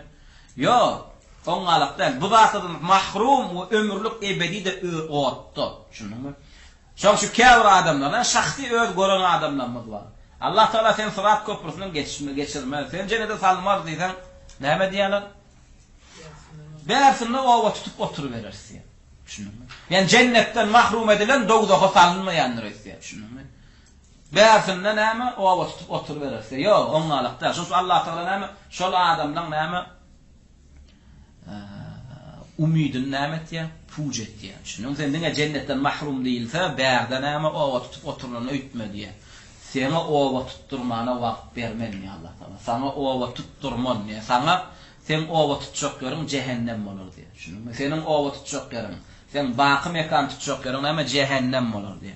Ve ma liz-zalimina min ansar. Şurada zalimler deyip näme kafirler godan tutuyor. Şunu dedim bizde Ehl-i Sünnet vel Cemaat'ın itikadında küfrün ulusu var, keçisi var, fıskın ulusu var, keçisi var, zulmün ulusu var, keçisi var. Yani ulusu var, keçisi var dediğimizde dinden çıkaryan var, çıkarmayan var. Ama şuradaki zalimler näme yardımçıdan bolmadı dedi. Yani ol kafirlerin kıyamatta yardımçısı bolmadı. Yani olary Allah'ın azabından gutuldurup kaldırıp bilecek adamlar bolmaz diye. Sonra minne misal verdi. Nem şirke misal verdi. Ne hile halassa adamlar şirke düşürüyor. Misal ezzebhu li gayrillah diye. Şunu kurbanlıklar kesmeklik ibadet. Doğru değil mi? Canlı kesip etini sadaka vermeklik ibadet. Şimdi kim diye ne? Damak çalanına, Allah'dan gayrin yolunu, Allah'dan gayrin şanını, Allah'dan gayra yakinlaşmaklık için ya da Allah'dan gayriden bir hayır umid edip ya da Allah'dan gayriden bir bela beter özünden götürmeklik umid edip damak çalsa bu adamam näme müşrik bolýar. Dinden çıkýar. Birin taqdimlap damak çaldy, parawun başynda damak çaldy, Aýşanyň başynda damak çaldy. Şunuňmy? Ogul ber, gyýy berdik, Malik we Wazanyň şanynda damak çaldy. Şunu şu adam öde şirk. Şunuňmy? Dedim damak çalmaklyk näme ibadat. Dedim Allah Teala näme diýär? Kul inna salati ve nusuki ve mahyaya ve mamati lillahi rabbil alamin. Kul ey Muhammed ayet aşaret. Näme nusuki? Damak çalýan zatlar. Kul inna salati namazlarım ve nusuki ve kesýän gurbanlyklarym hemmeti näme lillahi rabbil alamin. Allah üçin. Ayet Allah'dan başga hiç kim üçin däl. Sonra misal berip näme ve minhu ezzebhu li gayrillah. Şirke misal ber. Yani ummatda köpçülüklerin edilýän amallar. Yani bundan başga da şirkin görnüşlerken yani ulamalar aýtýan näme üçin Muhammed ibn Abdullah rahimahullah şu damak çalmaklyk misal berdi desem şoň zamanynda şoň owasynda töweregine gözüniň ýetýän jemaýetiniň köpçülükleri näme etýän şirkleriniň biri näşudi diýär. Allah'dan gaýryň ýoluna damak çalmak diýär. Ne kimde kim Allah'dan gaýryň ýoluna damak çalsa ya danim misal şu kime Allah'dan gaýryň ýoluna bir jynyň ýoluna ya bir näme ýatan tümmöň bir öwliýän pirin gabrynyň şanyna ýoluna damak çalsa näme dinden çykýar. Da jynyň ýoluna kim damak çalýar? Jynyň ýoluna näme kän adam damak çalýar. Zady goýan ýanyna barýan biligijin palçyň ýanyna barýan saňa näme diýär? Ak tawuk ya gara tawuk ya bir näme janny ya ak tokly ya gara tokly näme Aýşany ya plan wagtda damak çalýar. Şonuň saňa buýurýanlary jynyň ýoluna. Şunuňmy? Zady goýan biligijin palçyň näme saňa çalmaklyga buýurýan damagy şonuň ibadet etýän jynynyň şanyna. Şunuňmy? Şo jynynyň şanyna näme seniň üstüň bilen damak çalyp ýakynlaşmasa we senem damak çalyp o jynyna ýakynlaşdyrmasa jyn seniň näme we onuň palçyň näme diýenini edena. Şunuňmy? Käbir pikir etýän jynyň ýoly, pikir etýän da bir jyn bar şoňa damak çalýar. Ýok. Oňalaga metýänmi, ýankyýalyk suratda metýänmi? Awlil qabri ýa-da näme bir ýatan tümmege gabra öwliýa bartnama damak çalýar, öllere ýakynlaşmaklyk üçin, olar tagzimlap, olaň şanyna, olaň ýoluna, şunuňmy? Şu zatlar näme şirk bolýar, şirkin misallary bolýar. Indi ýanky aýdan gurrunlamyz näme Muhammed ibn Abdul Wahhab rahimahullah'ın gurrunu indi bunu açıklap näme diýär? Şeyh Alwan ibtada eş-şeyh rahimahullahu taala هذه النواقض العشرة بالشرك بالله. Yani Şeyh Muhammed ibn Abdülhab rahimahullah şu dini bodayan zatlaryň näme başlarına birinjisin näme diýär şu 10 sanok dini bodayan zatlaryň başyny başlarına şirk bilen başlat diýär. Näme üçin sebäbi li ennehu sebäbi a'zamu zanbin usiyallaha bihi. Näme näme Allah haqqynda edilen günahlaryň näme in ulsunyň birdi diýär. Ve huwa hazmun lirrububiyyati. Görýärmi? Eýem şirk etmeklikde näme zat bar? Allah Taala'nyň näme Rablygyna näme kemkärte gaýtmaklyk bar. Şunuňmy? Allah Taala'nyň Rablygyna näme kemkärte gaýtmaklyk bar. Ve tanaqqusun lil uluhiyyati. Ve Allah Taala'nyň näme ilahiyyetini näme ilahligini kem görmeklik bar. Haçanda bir adam Allah'dan gaýryň ýoluna damak çalanna. Şunuňmy? Eýem halygyndan gaýrat ýakynlaşýar we halygyndan gaýra ibadet etýär. Şeýdem Allah Taala'nyň näme Rablygyny, Allah Taala'nyň Rabbydygyny, ilahilidigini eýem näme kemkärte gaýtdygy bolýar. Ve huwa taswiyatu gayrillahi billahi fima huwa min khasa'isillah. Ve şonun şirk etmekligine de ýa-ni Allah'dan gayrini Allah bilen Allah has bolan zatyndan näme deň tutduğu bolýar diýip. Düşündingmi? Ve huwa teswiyetu gayrillahi billahi fima huwa min khasa'isillahi diýip. Eýär sen näme şirk edende Allah'dan gayrini ýoluna da makçalanda damak çalmaklygym ibadet diýdik. Eğer sen Allah'dan gayrin yolunu näme şu ibadet diýilýän sarf etsen, hem Allah Taala hakkında has bolan wadi Allah'dan gayrini Allah bilen bile deň tutduğun bolýar. Şunu yani mahluk halyk bilen deň edilen bolýar. Nädip? Yani Allah hakkında edilmeli ibadeti on hakkında edil. Şunu kimde kim näme Allah hakkında edilmeli ibadeti bir mahluk hakkında görnürse eýem sen ol mahluk halyk bilen deň tutduğun bolýar. طيب وكيف لا يكون أعظم ذنب عصي الله به وقد جعل لله شريكا في عبادته وقد أوجده من العدم وغذاه بالنعم نادب بالشرك يا أولونا لن نعم ألثوى المثنية ثواب إذا نعم أول أيام الله تعالى نعم أوادت إكلية دوتيو يعني الله تعالى أوادت إكلية مكلك وقد جعل لله شريكا في عبادته نادب أنهم إذن قناثين أولونا والمثنية ثواب إذا أول Allah avadatında ikilik edip durur diye. Ve yine onun näme uluna wal maqluna wal sebab onu Allah Taala näme yoktan bar etdi diye.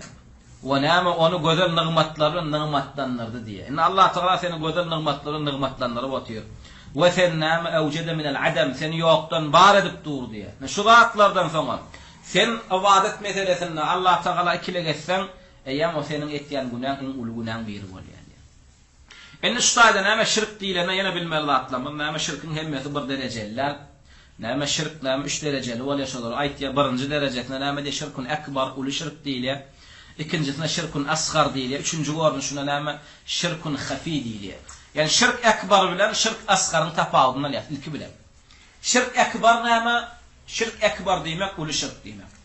Şirk asgar diýmek kiçi şirk diýmeklik. İnne uly şirk bilen kiçi şirk näme tapawdy? Ýa-ni birinji tapawdy uly şirk seni dinden çykarýar. Uly şirk seni dinden çykarýar.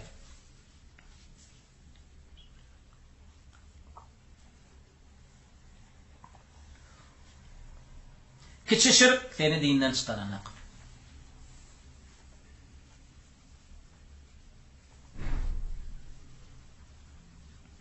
İkinji tapawdy uly şirk eden bar sowap puç bolýar. Kiçi şirk edenin diňe şirk goşan ýeri näme bolýar? Şirk goşan ibadety puç bolýar. Awa, kiçi uly şirkin ikinji tapawdy uly şirk bilen kiçi şirkin ýani uly şirkin näme ikinji tapawdy bar sowapy puç bolýar. Ama kiçi şirk bar sowapy puç bolanok. Belli bir sowapy puç bolýar. Üçüncü tapawdy uly şirk eden ömürlük dogdaky. Tawba etmese.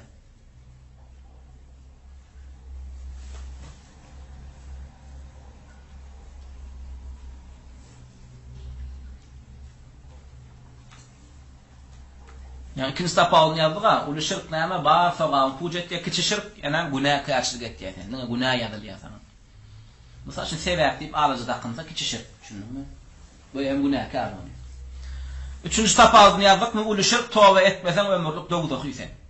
Emma kiçi şirk tawba etmän ölse de kiçi şirk eden adam näme ömürlük dogdaky däl. Eden günahsyna görä näme ýani soň çykýar. Üçüncü tapawdyny ýazdyk-my? Ha? Dördüncü tapawdy uly şirk etýän adamyň ýygyny namaz okap bolanok. O damak çalsa ip bolanok. Gyz bolsa alyp oglan bolsa gyz berip bolanok. Onun ýygynyň näme sadaka aýdylan zany ol bul doga tewir edip bolanok. Musulmanyň gabrystanda onlar jaýlanyň jinaza okulanok. Şunu uly şirk etýän adama näme assalamu alaykum diýmek bolanok. Ma kiçi şirk etýän adama näme Qiydan mersa bolýar, qiydan sada bolýar, damak çalsa näme ip bolýar, amam bolsa ýygyna durup bolýar. Şunu ýa bu etýän ady günä. Şunu ölse jinaza qolýa ýuglanýar, kepellenýär, musulmanyň gabrystanyna jaýlanýar. Şunu. Ýa-ni uly şirk kiçi şirk näme ýa-ni köp edilberse olam uly şirke ýetýär. Ýazykda uly şirk bilen kiçi şirkni tapady. Üçüncü görünüşü näme? Şirkun hafi, gizlin şirk diýilýär. Bu diýjek bolýanam riya. Riya, şirkun hafi. Üçüncü görünüşü şirkun hafi. Gizlin şirk. Yani olam riya, göz üçin, awra üçin etmeklik. Bir ibadeti göz üçin, awra üçin etmeklik. Umumi şirkin näme görnüşleri barda ulamalyň kitaplaryna okasap, käbir ulamalara näme şirkinden iki görnüşi bar diýdiler. Onu şirk diýdiler, kiçi şirk diýdiler. Ya riýanyň kiçi şirke goşdylar. Şunmy? Käbir ulamalarym açyklady. Käbir ulamalarym üç etdi. Ulu diýdi, kiçi diýdi we gizlin şirk diýdi. Şunmy? Gizlin şirkede näme? Riya diýdiler. Riya. Riya. Şoňşu käbir ulamalar näme kitaplarynda şirk iki bölek diýilse geň almalar. Şunu iki bölek diýenler näme? Şu üçüncüýüne ikinji asaldylar. İki bölek diýdi käbir ulamalar. Ulu şirk dinden çıkaryan şirk, kiçi şirk dinden çıkarmayan şirk. Riyada kiçi şirkden diýdiler. Käbir ulamalar giň işleýän aýtdy, ýok şirk. Üç diýdiler. Ulu şirk, kiçi şirk we gizlin şirk. Gizlin şirk näme diýdiler? Riya diýdiler. Şunu. Riyada iki bölek bolýar. Şunu. Riyada iki bölek bolýar. Dinden çıkaryan bölegi var, dinden çıkarmayan bölegi var. Dinden çıkarmayan bölegi var, iki bölek bolýar. Şunu. Bilýärmi? Dinden çıkarmayan bölegi. Awa. Näme riyada iki görnüş bolýar. Dinden çıkarýany var, dinden çıkarmaýany var.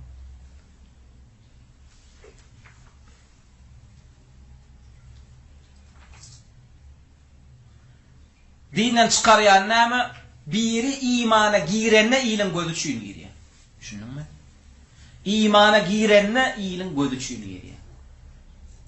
Plana musulman mollu diýdirmekli üçin giriyor. Düşündün mü? Has veteran Amerikan, Avropan käbir futbolistler bagşylary. Düşündün mü?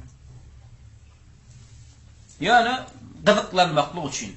Orta dil interesden bolýar. Yani bir gyzyklanmagy islamysan şuňa da girip görün näle katga. Şu wagtda durmuşundan ýada-ýadanym ütköş kıvat golafy geldi. Şunu. Mike Tyson gurlatýarlar bir gerek. Näme şu musulman bolmagyň diýä bolýan. Ay men näme pulum mümkini diýä, gyzlam mümkini, olam bulam mümkini. Ýöne şu durmuşdan diýardym diýä. Biraz ütköşlük istedim diýä. İslam'a girdim diýä. Şu Müslümanlyň helimetini çöwürdi. Köp kuşam alam pört şunu. Amerikan, Avropa hem köp aydınçylary, boksyorlary, futbolistlary şunu. Şol. Riyada näme diýdi? Iki görnüşi diýdi. Dinden çıkarýany we dinden çıkarmaýany we dinden çıkarýan nähile? Yani asıl imana girenne näme? Riya üçin girýär. Awra üçin, şöhrat üçin girýär. Ya da janyny, malyny goramak üçin girýär. Düşündiňmi? Kim diýilýär bulara? Munafyk diýilýär. Düşündiňmi? Janyny, malyny goramak üçin, awra, kursy, şan üçin, şöhrat üçin giri. Asıl imana girmekliğine iterýän zat näme? Dünýäwi behfi. Başga hiç zat ýok, düşündiňmi? Ya malyny goramak, ya janyny goramak, ya da awra. Buňa munafyk diýilýär. Taýyp, dinden çıkarmayan görnüşüm näme? İki görnüş diýdik ona. Bul sogabyň gidirmeklikde käbelnýär. Riýan bir görnüşi, sen doly näme? Sogabyň gidirýär. Riýan bir görnüşi näme? Giren yerinden aňarsynyň sogabyny ýetirýär. Düşündiňmi? Ýa-ki ulu görnüşine bir mysal alalyň, dinden çykarýan görnüşi bar edi, riýan. Yani bir adam hakyky islamy Allah üçin giri bilýär, ýöne girenden soň etýän ibadatlarynyň köpüsine sebäp riýa üçin bolýar. Bulam dinden çykýar. Yani namazyny köp bölüň ýylyň ölçüne goýar. Düşündiňmi? Agdy beklerine ýylyň ölçüne goýar. Haç edene ýylyň ölçüne etýär. Düşündiňmi? Bulam musulmanlar. Bulam näme bolýar? Munafyk bolýar. Emma başda giren nasla Allah üçin girýär, soň ejizle ýa-da näme? Soňky etýän ibadatynyň köp bölüni göz üçin etýär, il üçin etýär. Bu adam hem dinden çykýar. Ne dinden çykmayan görnüşi näme etýär? Seni dinden çıkaranak da ýa-da sogabyňdan näme etýär? Mahrum etýär. Seni günäkär etýär. Sogabyny koýdurýar. Nähile koýdurýar sogabyny? Seretýär. Bizde käbir ibadatlar we öňü bilen ahyry baglanşykly. Düşündiňmi? Käbir ibadatlar bar. Öňü bilen ahyry baglanşykly. Düşündiňmi? Enne bir ibadatyň öňü bilen ahyry baglanşykly bolsa, riya diýilýär. Şoň iň soňuna girse de barynyň sogabyny puj etýär. Düşündiňmi? Emma käbir ibadatlar öňü bilen ahyry baglanşykly. Enne riya şoň ahyryna girdim diňe ahyrynyň sogabyny giderýär, öňüniň sogabyny giderýär. Misal inşallah şonu gowy düşünýär. Namaz öňü bilen soňy baglanşyk kıl. Bir adam Allahu ekber namaza girenden ta assalamu aleykum we rahmetullah dip namazdan çykýança hemmesi baglanşyk birini baglanşyk kıllan. Inne bir adam Allah'ın rızalığı üçün lillah, halisan lillah Allahu ekber dip namaza girdi. Eginne salam verecek bolup durqa riya girdi. Eginne salam verecek bolup durqa namazda oturuşunu owodanladı. Şunumy? Namazda oturuyor. Salamını owodanladı. İn soňunda riya girdi. Şunumy? Bu şu namazın soňa puç. Şunumy? Tawbası. Ha? Tawbası. Ya tawba etmese de diňe şu namazın soňa puç. Şunumy diňe bir namazyna. Şunumy? Ödüm giyirenle Allah için girdi diye. Ama namazda giyirenler ya için girse, giyirenler il için o girse. Bu yam 100% günah mümkün. Ama bu giyirenler Allah için girdi denim. Yani şu salam verecek bolup durqa riya girdi. Şunumy? Inne şoň, diňe şu salam verecek bolup durqa giyiren yerinden soňa gitýär diýäsmi ya başyndan ahirine sen gitýär diýäsmi? Başyndan ahirine sen gitýär diýär. Näme üçin? Desen namaz näme? Allahu ekberden salam etsen bol bitewida. Şunun mu? Şu ortasına girsin, ahirine girsin, goya başına giren ya. Şu namazın soğağı mahrum. Şu adamda. Şu adam ölen günahkar. Tövbe etmeli. Emma bir avadat var, öňü bilen soňy baglanşyk kıl däl. Buna ýemriye giren yerinden aňyrsy goýar. Mysal üçin öňü bilen soňy baglanşyk kıllar nähile. Men şu ýümde 100 000 manadım mı? Şunu mu? 100 000 manadım mı? Şu 100 000 manadan ama sadaka vermeklik niyet ettim. Şunu mu? Bir manattan 100 adama verecek dedim. Nomuňa bir manattan berdim, oňa bir manattan, sana şey berdim durdum, sanadım, 50 000 mandan paýladım. Hemmesine Allah üçin berdim. Ondan aňardan ýene birine näme sadaka berip dur, bu eýem oňdan paýlap durup, utandym men näme? Bu näme bir manattan paýlaýar diýmesinler diýip näme? Galanlaryň menem iýilim üçin 10 mäşden berdim. Riýa nirde ýerdi ştada? Ýasynda gitdim, şu giren ýerinden aňaryň soga puç öňündäki puçdan.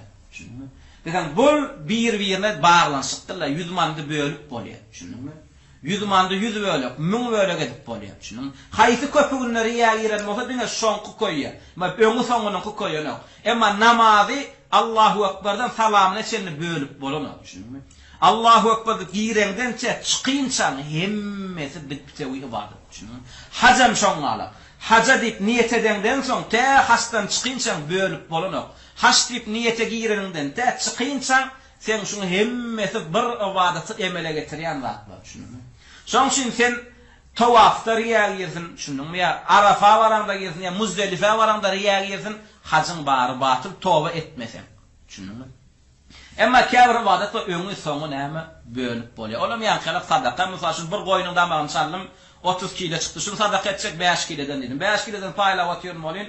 Soň iýilgin gördüm men sadaka etýän. Bu gysyk 5 kilodan berýär diýmesinler diýip, onu merip başladım iýilim göz üçin. Şunumy? Gysyk diýdirmejek bolup iýilim göz üçin onu paýlap başladım. Şu onu paýlap başladymmy? Ödem tawba edip pälimden gaýtmadymmy? Näme? Ondan aňyrda paýlap başladym. Puç ondan öňkü Allah üçin berenden puçdan. Şunukdamy? Şoşu feretýär. Bir adamyň näme awadasyna riýa girse, nähile halatda dolu şu awadasynyň soňa gitýär, nähile halatda giren ýerinden aňarsy gitýär. Feretýär. Awadasyň öňü bilen soňa baglanşyk kıl bolsa, niýetinde giräýsin dolu tawba etmede şu namazyň näme soňa awadasynyň soňa goýýar. Emma öňü bilen soňa baglanşyk kıl däl bolsa tawba etmede giren ýerinden aňarsy näme gitýär. Enne riyada da näme istirsallik bir zat bar. Şunumy? Istirsal demekligen näme? Sana şu riyan gelip gitmekligi ziyan beren ak sen şoň garşysyna gitsen. Şunumy? Hasan diýen meli istirsal etsen, ýani şoň ýerine düşüp gitsen. Şoň bek belleme. Şunumy? Musa şu men namaza gawat ýurkam näme? Bir üçin qiragadyma odanajak boldum. Şunumy? Alhama qadymiň sura qadym gawat ýuran adamlar geldi bolyn. Owadanajak boldum şonu. Riya gelmedi. Inne şuňa näme? Owadanajak boldum bolyn gön näme etdim men estağfurullah diýip içimden tawba edip. Näme şu il için owadanajak bolýar. Sen Allah için okuyan. Tawba owadanma şu okuşuňa okun. Owadannaýsam Allah için oku diýip men öz garşyma çykdym. Nefsime garşy çykdym. Şuryan gelip gitmeklik ziyan berana. Şunumy? Haçan diýenler istirsal etsem. Şunumy? Şoň ýerine düşüp gitsem. Öz nefsime garşy çykmasam, düşündüňmi? Ha iyil geldi bir owadan gowunun näme owadanna diýdi iyil şin. Denem şu gowunun isläni şeytanyň isläni etdiňdanym son kuyun owadanmadyň riýa ýerde. Şo gelen pikirin ýydyna gitdiň. Eýerip gitdiň. Eýermek riýa eýerden aýam gitdi. Emma diňe riýa öýdi geldi senem onu iterdin. Garşysyna çykdyň. O ziýan beren akşyny. Şoň ulamalar näme diýär? Haçan bir adama riýa gelende şoň riýa sogabyny giderýär. İstirselefe ýydyna düşüp gitdi. Nefsine garşy näme görüş. Enne näme şirkin görnüşlerini alyp durupdyk. Uly şirk bar diýdik, kiçi şirk bar diýdik we näme gizli şirk bar diýdik. Yani şirk üçe bölünýär. We şonu açyklamada da agdadyk. Yani käbir ulamalaryň ýanyna şirk üç görnüş, käbir ulamalaryň ýanyna şirk näme iki görnüş diýdik. Üç görnüş diýenler näme te kiçini iki bölýär. Şunuňmy? Yani uly şirk we kiçi şirk we riya. Näme gizli şirk. Käbir ulamalar näme diýär? Gysgaça iki dik goýberýär. Uly şirk diýerler, kiçi diýerler. Şu kiçi diýenlerine de şu üçüncü görnüşem şoň içinden bir bölejik edip hasaplayalım. Indi bunu allyk indi aşagda näme Ibnul Qayyim rahimahullah gitýär. Ibnul Qayyim rahimahullah näme şirk üçe bölünýär. Şirk iki bölünýär. Uly şirk we kiçi şirk we diýär. Bäşin sahypa. Ýöne Ibnul Qayyim näme riýanem şu kiçi şirke goşýar. Şunuňmy? وذهب العلامة ابن القيم رحمه الله إلى أن الشرك نوعان أكبر أصغر diye. Ama Şeyhülislam İbn Qayyim rahimehullah näme şirk iki diýdi. Yani üç bilen iki diýenden arasynda näme bir gatma garşylyk ýok. Şunuňmy? Yani üç diýen giň işleýin aýtdy, iki diýenem gysga çekdi danym näme, üçüncüýinem näme ikinjiň içine salaý. Ne açıklaýar? En-naw'ul awwalu birincisi uly şirk diýär. Eş-şirkul ekberu yani uly şirkin näme sypatlaryny aýtdy, wasflaryny aýtdy. Uly şirke düşen adama uly şirk näme ziýanlar berýär. Eş-şirkul ekber la yaghfiruhu Allah illa bit-tawba. Birinci ziýany näme? Tawba etmese uly şirke düşen adamynyň Allah günahyny bagşlajak geleken. Görýärmi? Dünyadaki hükmü. Ve sahibuhu in laqiya Allah bihi fa huwa khalidun fi'n-nar abadal abidin ve dahrad dahirin. Ve ahirette de näme? Şu şirkinle tawba etmän ölse, şu müşrik halinde in laqiya Allah. Allah duşda näme? Ootda ömürlük ebedi galjakan. Bulam ahiret hükmü.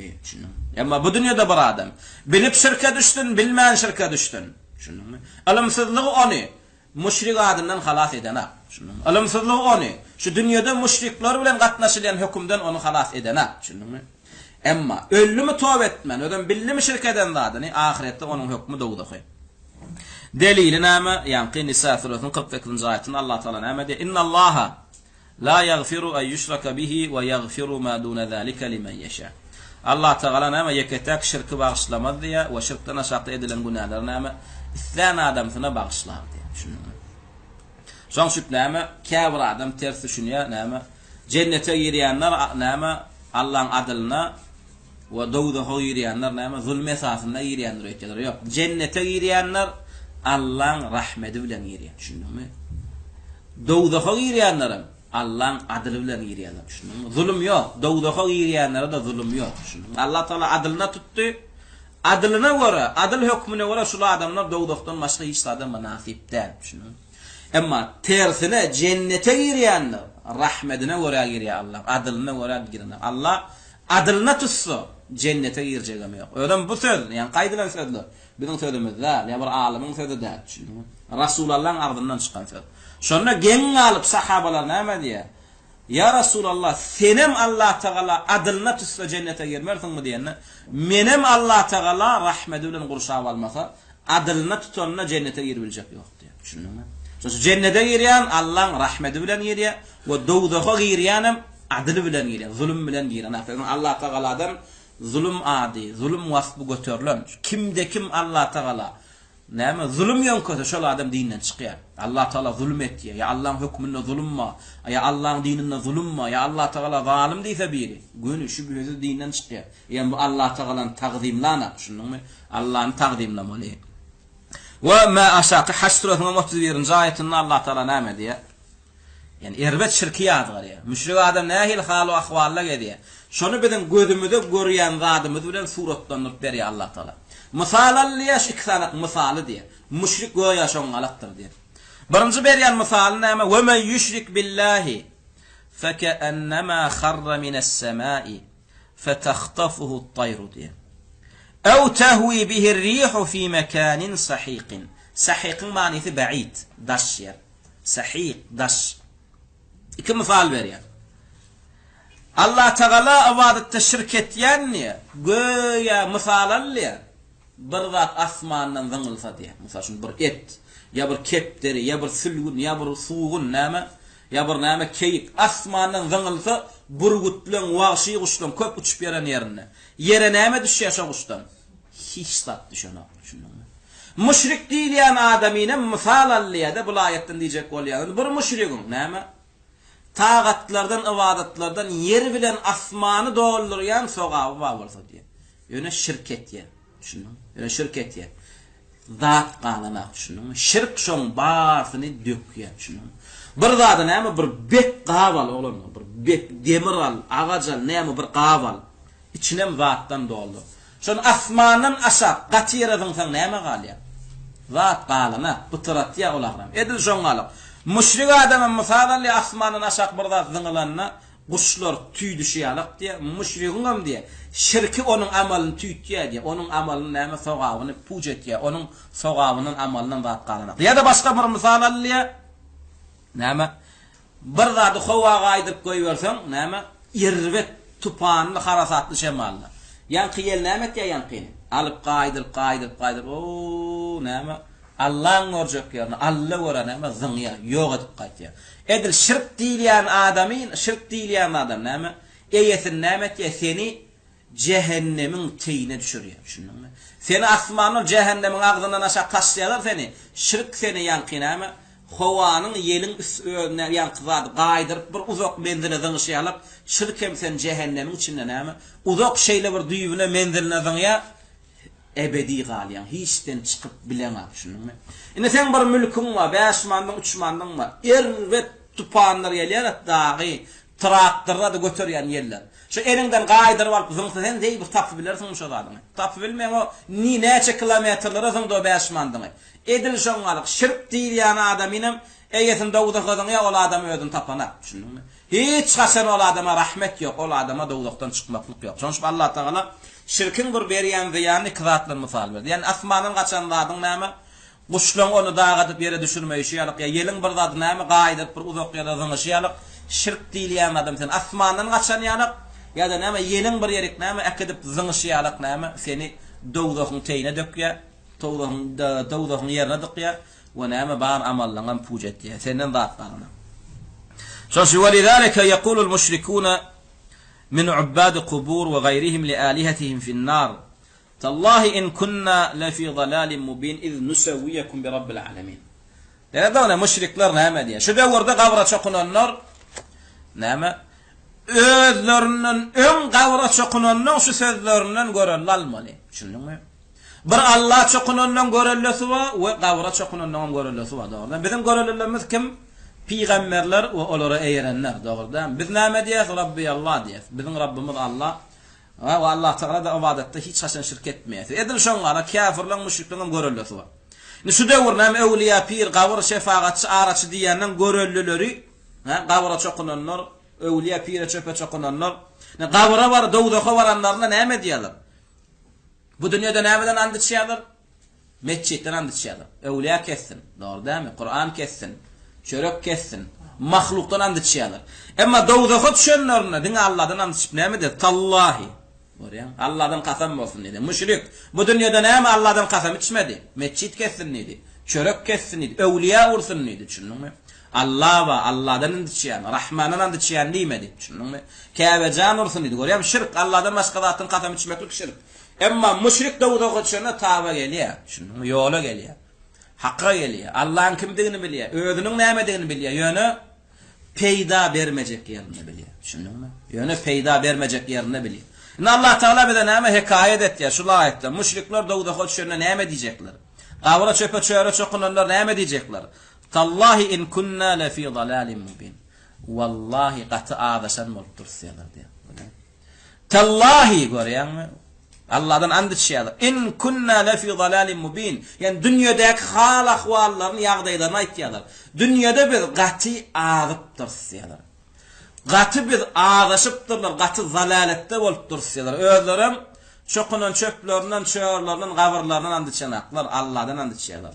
Vallahi ey Rabbim, ey Allah'ım senden kasam mı olsun? Dünyada biz qati näme azıpdyrız, zaýylanıpdyrız, zalalette bolupdyrız. Soňam özleri nämşin dünyada azıpdyrlar, zalalette bolupdyrlar, sebäbini aýtýarlar. In nusawwiyakum bi rabbil alamin. Şu çokunan zatlaryň atlaryny agdap sizi elem jahany ýok eden Allah bilen deň tutup durýar ýa-ni. İz nusawwiyakum nädip deň tutup durýar sizi. Ey yatan tümmekler. Nädip deň tutup durýar sizi. Ha? Bi rabbil alamin, elem jahanyň Rabbi bilen. Bir benne näme çağırıpdy maňa, näme bir Allah ibadet etdik. Bu näme? Aýşana çokunupdy. Bu Dawuda çokunupdy. Bu Aýşy bir alaja, bu çöpe, bu çöre, bu göz monjuga, bu şaha, bu ayaga, bu paşmaga, bu ýurtuk kalaşa. Yani bir çokunulýan zatda çokunupdy. Şunuňmy? Enne dogdaga baranna bun kalaşy buna kömek etmedi. Bun şahy buna kömek etmedi. Bun goçun kellesi kömek etmedi. Çöp, çör, dağdan itin anna sıçan, ak tezegi. Son beyleki, doňuzyň dişi, jaduwy, palçy, buna kömek bermedi. Şonu bilip näme diýe ökünüp. İznu sawwiyakum bi rabbil alamin. Nädip sizi alem jahany ýok eden Allah bilen deň tutup durýar. Indi bärde mesele näme? Bir mesele çykýar. Näme babatyny bular ýanky çokunan zatlar Allah bilen deň tutup durýar. Yani çokunan zatlaryna da ıtikad edipdirlermi? Allah'ın yedi gat yaraylışyalyk şulam yaradypdyr. Allah öldürüp dirildi bilşelik bu zatlara öldürüp dirildi bilýär. Şuňa zatda deňäpdirlermi? Ýok. Ibadetde deňäpdir. Yani gyssananlaryna Allah'ın çağırışlary ýalyk bunam çağırıpdyrlar. Özleri oturup akıllaryna hayran alıp özlerini hüküm etýärler. Bu dünýede bizim hüküm etýärimiz olar ökünýär. Näme gynanýar? Biz şu dünyada hükümet ýa-da kafir adamlara dogry dämi? Siz zalalette, siz müşrik, siz kafir diýär solen, näme diýerler? Öýkelýärler, biz musulmana, bizim la ilaha illallah diýär, bizim Allah'ın söýýär, bizim peýgamber söýýär. Siz nädip bize müşrik diýip bilýäňiz? Siz nädip bize zalalette ağlaşan diýip bilýäňiz? Şey diýerler. Emma adil gününe baranlaryndan, görýän özlerini adil hüküm berip näme diýerler? Tallahi in kunna la fi zalalin mubin. Allah'dan kasam olsun, antlar olsun. Biz gatı zalalette kenik. Biz gatı ağdan kenik. Näme? Ağdgınlıkda kenik. Näme sebäpden? İznu sawwiyakum bi rabbil alamin. Sizi ey çöpler, sizi ey tümmekler, yatan öwliýalar, pirler, Allah bilen deň tutup durys. Nädip? Nähil suratda? Yani gıssa namazı Allah'ın çağırışmyňa sizem çağırıpdyr. Allah'ın ýoluna damak çalyşmyňa sizem ýoluňyza damak çalypdyr. Allah'ın ýoluna aýdylanjany edişimi diýerler. Sizin ýoluňyzda da aýdylanjany edipdir. Allah'dan ogly gyzlar, haýr bereket, döwlet, köp, bol, ırzyk, soraýşymy, dileşimi diýerler. Sizin hem kafirlerňizden ýoluňyza ýykylyp, ogly gyz sorapdyr. Haýr bereket, ırzyk, döwlet sorapdyr. Ne sizi şey dip, näme şu wagtlarda Allah bilen näme deň tutup dursyp näme ökünürler diýär. Ýani pikretmeler bize nädip sizi Allah bilen Rabbil alamin bilen deň görüp durus diýenne käbir adam ters düşünüp näme? Yani ıtikad edipmiş butlarym yaratýa Allah ýaly. Şunuňmy? Şu öwliýalaram näme? Meni yaratdy. Şunuňmy? Men oglumy yaratýan şu öwliýa. Yo, o meselede problema ýok. Şunuňmy? Şu wa türkmenleň müşriginiň öňünden çykaryndan sonra Allah'dan bildiğin çöp başı gıymıllayan diýsen näme diýerler? Ýok diýerler. 7 gat yeri, 7 gat asman yaradan kim diýsen? Allah diýerler. Bizinkilerim şu Aýşany yaratdym 7 gat yer, 7 gat asman diýsen sen tekfir etýär olaryň. Sen näme o kafirmi diýerler? Şunuňmy? Şu parawmy 7 gat asman 7 gat yer yaradan diýsen o sen kafirmi o diýerler. Bu 7 gat asman 7 gat yer yaradan Allah diýerler. Bilip durlar kim halyk, kim razyk. Onu bilýän bolsalar ayetde diýiljek bolýan deňligi näme? Ayetde diýiljek bolýan deňlik yani käbir ibadetleri näme? Sizin hakyňyzda edipdirs, näme? Goýa Allah'ın hakyny edişimi diýerler. Yani Allah'dan haýyr soraşymy diýerler. Sizden sorap näme? Şu meselede siz Allah bilen deň görüpdirs. Allah'ın ýoluna ýykylşymy diýip sizin hem ýoluňyza ýykylypdyr. Şunuňmy? Son wahum lam yusir. وهم لم يسووهم به في خلق ولا رزق ولا إحياء ولا إماتة إنما سووهم به fil mahabbetilleti hiye lubbul ibadeti diye. Görýän? Ýa-ni ayetde deň görüp durýan pikir etmedi ya. Olar näme deň görmedi, olar näme yaratmak meselesinde, ya rızk bermek, ya diriltmek, ya öldürmek. Bu meselede çokunan zatlaryň Allah bilen deň görmändirler danim. Onda näme de deň görüp durlar? Avadatyň maňzy söýmeklik meselesinde deň görüp durlar diye. Görýän? Allah'ın söýüşleri ýalyk, olaram söýüp durlar. Şoň üçin näme Türkmen köpçüliginde näme Allah söýgenden Aýşany söýülen näme görülýär? Erwet görülýär, şunuňmy? Peygambere söýgenden näme öwliýa pire söýgen näme erwet görülýär. Allah'ın adından and içdiýsen näme müň sanyk ýalan kasam berbilýär. Emma plan pirin adından and içdiýsen and içip bilenä. Yüzün sallap näme etýär? Dogrusyny aýtýar, şunuňmy? Ay plan Aýşanyň näme plan Aýşanyň adyny depelep men näme diye yalan kasam içip biljek gal ya şey dip näme käbir musulman ýurtlaryna näçe ogry ustaçylýar ogurluk etýär Allahdan andyç etmediňe diýen wallahi men ogurluk edemekdi emma şol awada çokunylýan tümmek we gawr bar onda plan pirin adynyň kasam içip etmediňe diýen on aglap näme ýüzün sallap ay men plan pir depelep on adyndan näme yalan kasam edibiljek gal ustaçylar şu öýde näme Allah'dan amartyk söýmeklik ya Allah'dan amartyk taqdimlamakda Allah'dan amartyk söýmeklik Allah'dan amartyk taqdimlamaklar. Şunuňmy? Şoň üçin näme kimde kim şu Allah'ın söýüşi alyp başga bir mahlugy söýse ha görýän deň söýmekligiň öýdi şir. Allah bilen mahlugy söýgüsün deň etmekligiň öýdi kufur.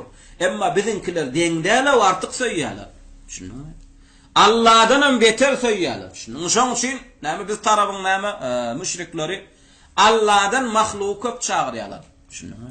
Mysal üçin awala Allah galip berse gitdi ya. Davud peýgamber 4 ýyl 12 umman 40 ýyltenler. Şunuň erenler pirler näçe gitdi? Şunuň. Baş 360'ın öýde optom yeterli. Şunuň. Hiçini goşmandyňa 360 diýende ol gitdi ya. Şunuň. Şoň üçin Allah'dan mahluk ken çağırıyorlar. Allah'dan mahluga köp dayanýarlar. Şunuň bir ýeriniň näme Gözünün arasına bir zat dese gönlü näme diýerler? Gözewliýa diýerler. Şunuňmy? Gözewliýa diýileni de. Ýani gözewliýa näme? Şu sen gözüňe gelýän okuýa, daş görüp aýrypmy? Şu ewliýa bolmadyk bolsa, ha? Şoň wezipesi gözleri goramadyk bolsa näme? Gözüň gitmelimiş. Şunuňmy? Ya plan bolsa näme çörek bitin eken. Ne çörek goraýa, şunuňmy? Allah goranakmy. Şo näme manin çörek bitinmiş diýmek? Ýani çörek gorap, sen goralmaklygy belawetlere düşmesizliğine hem çöre oyon kavotyor. Hem Allah näme bir goramaklyk sypatyny näme çörege berip durlar. Ya mesela bir öwliýa berip durlar. Şunuňmy? Ya gyýda öwliýa, şunuňmy durmuşa çykyp bilmeýän, ya çagasy bolmaýan gyýda öwliýa ýykylýar. Mysal üçin näme Malik Wawajan ogul berip dur. Şunuňmy? Şonu da näme türk dünýäde iň köp çaga bolýan biziň ýurtlarymyz. Ýa-da iki sanak zawod da bizler. Gyýdy berýän öwliýa bar, ogul berýän öwliýa bar. Şunuňmy? Şonu da näme? On mäses bulkan içinde iň köp çag bolýan, näme bizde ýogam başga ýurtda edilýän kala gyýdy zawod, oglan zawod ýogam. Şunuňmy? Toyota, Xitay näme bilen öwünýär? Bizde Toyota çykarýan zawod bar diýär. Aslynda öwünsek näme biz hakly, bizde oglan çykarýan, gyýdy çykarýan zawod bar. Ona bizimkiler öwünüp başaramak öýdüleriniňkini reklam edip başaraklar. Biz käbir ýurtlar eşek araba çykartan hem öwünýärler. Ne bizde eşek araba çykaran zawod bar. Bizimkiler näme? Adam çykaryan zawodlar bar, öwünenler. Sen ol öwünýärlik zat däl. Şunuňmy? Ol şirk, ol kufur. Ýöne onda da näme? Käbir şu şirki, kufry rowaşlayan adamlar bar. Adam diline gurlayan, adam şeklinde gezýän näme? Şeytan ýürekli, şeytan pikirli näme adamlar var. İň erbedem näme şu ahun, molla, müfti şuňala gatlar göterýärler şunu. Näme hakykatda olar molla, müfti, ahunlar, olar näme gijen, olar näme zadywy, olar näme ogry, olar ýalançy kezzap. Şunu olar musulmanyň donuny geýen kafirler, alymyň donuny geýen zalimler. Şunu müminiň näme diline görülýän, näme müminiň söz kakşy söz kakýan munafıklar olar. Şunu emma näme? Şu hakikatlary düşünürjek bolýan adamlar näme görülýär şu döwürde? Ýigrenji görülýär, şunuňmy? We şulary ýigrenler ýanam kim? Ýanky gatlak ýigrenler ýa. Halk ýigrenler näme? Şu Türkmenistan mysal alalla. Wehhabileri birinci yigrendirenler halk qatlığı mı ya da yankı molla diýilýän hökümet qatlygy. Hemme bilen şo töwerek.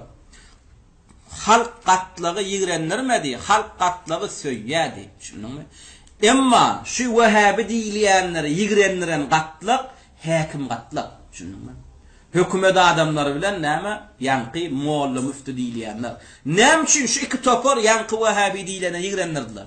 Dedim bu Wehhabi diýilýänler näme? Her bir zadyň hakykatyny bilýän adamlar. Şunuňmy? Hakyky musulman kim? Hakyky kafir kim? Allah ne dip söýülýär? We näme peýgamber ne dip söýülýär? Din ne dip söýülýär? We musulman boljak bolsa näile amallar etmeli? Şunuňmy? Molla boljak bolsa, alim boljak bolsa, prezident boljak bolsa, näile şert şurutlary bar, näile hakyky hukuklary bar. Bu zatlar bilýärdiler. Şunuňmy? Şoň üçin bular hakykatyny aýtjak. Bular kimdigini tanatjak. Şunuň halk öz dini we dünýäwi erkinligini aljak, öz keramaty üçin, öz erkinligi üçin göreş etjek. Şunuň bular öz keramatyny alsa, bular öz erkinligini, hak hukukyny gaýtaryp alsalar, o kapyrlara, o zalimlere kim boyun bolsun? Şunuňmy? Kim olara itaat etsin? Şoň üçin näme? Yankı Wehhabi diýilýän hakyky musulman, mu'min gatlygyny yigrenýänler, yankı iki gatlyk. Şoň üçin Musa aleyhisselam Mısır'a gelenne kim Musa düşmançylyk etdi? Firavun bilen şoň aşagynaky molla müftü diýilýän zady goý gatlygy. Düşündingmi? Şu gatlyk Mehmet diýär. Dowam etýäs.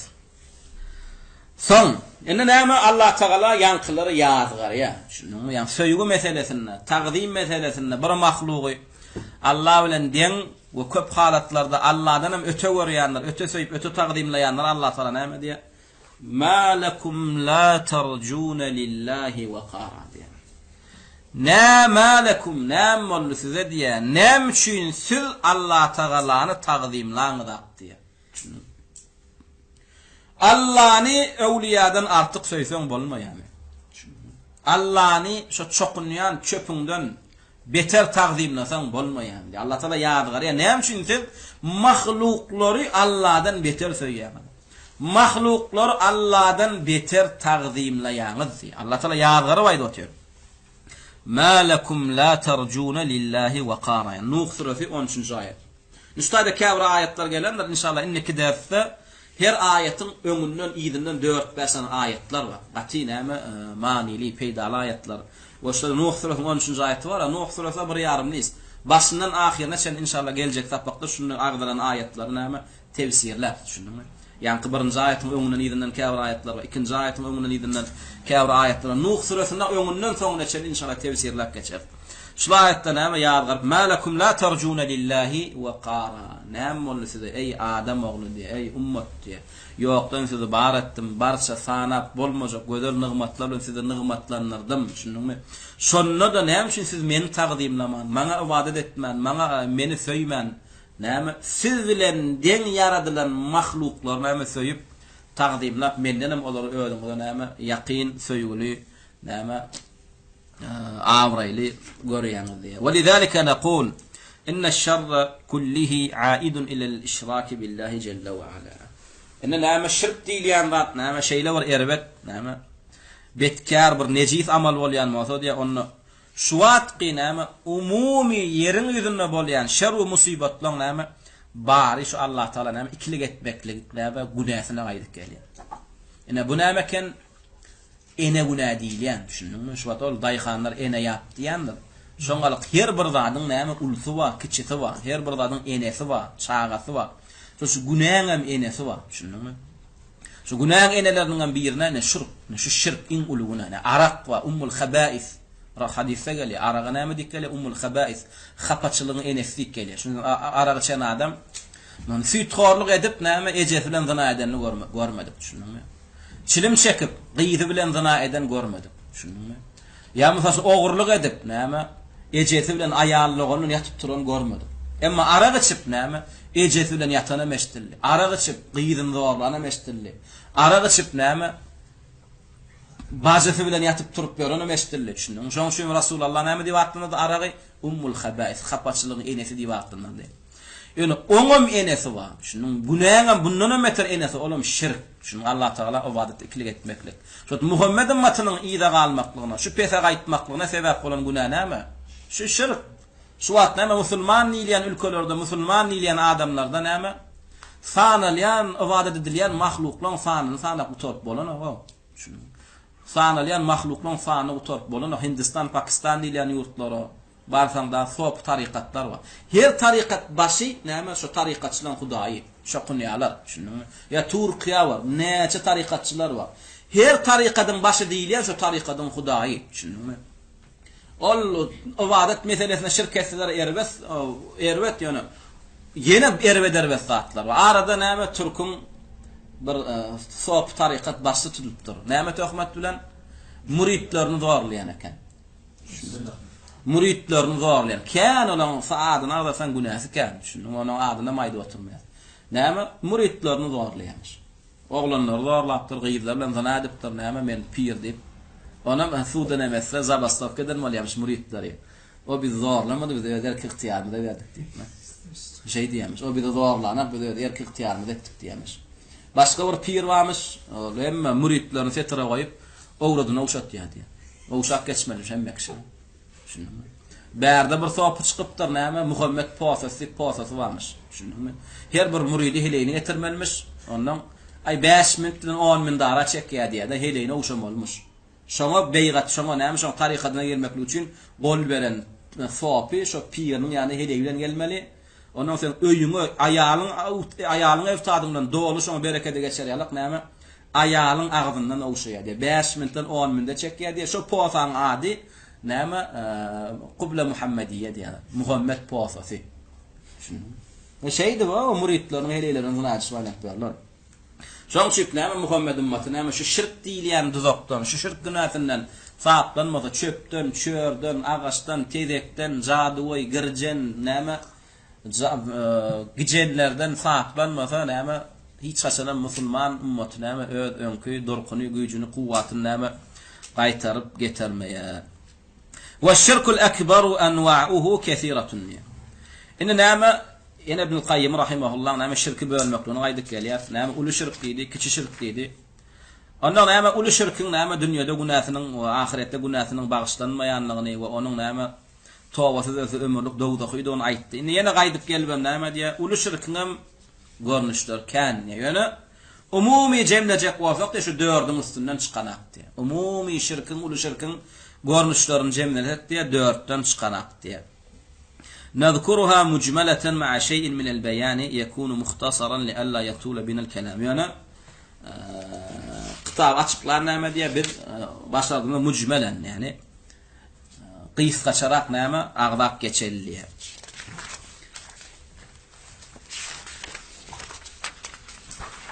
Şayda durayalım inşallah. Indiki tapaqlarda näme şu şirkin näme ulu şirkin görnüşler känidi.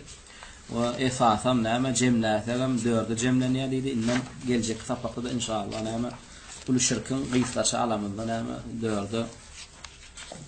4 tane görnüşler gaýdyp gelýär. Hemme görnüşleri indi tapakda inşallah taala şonu alar.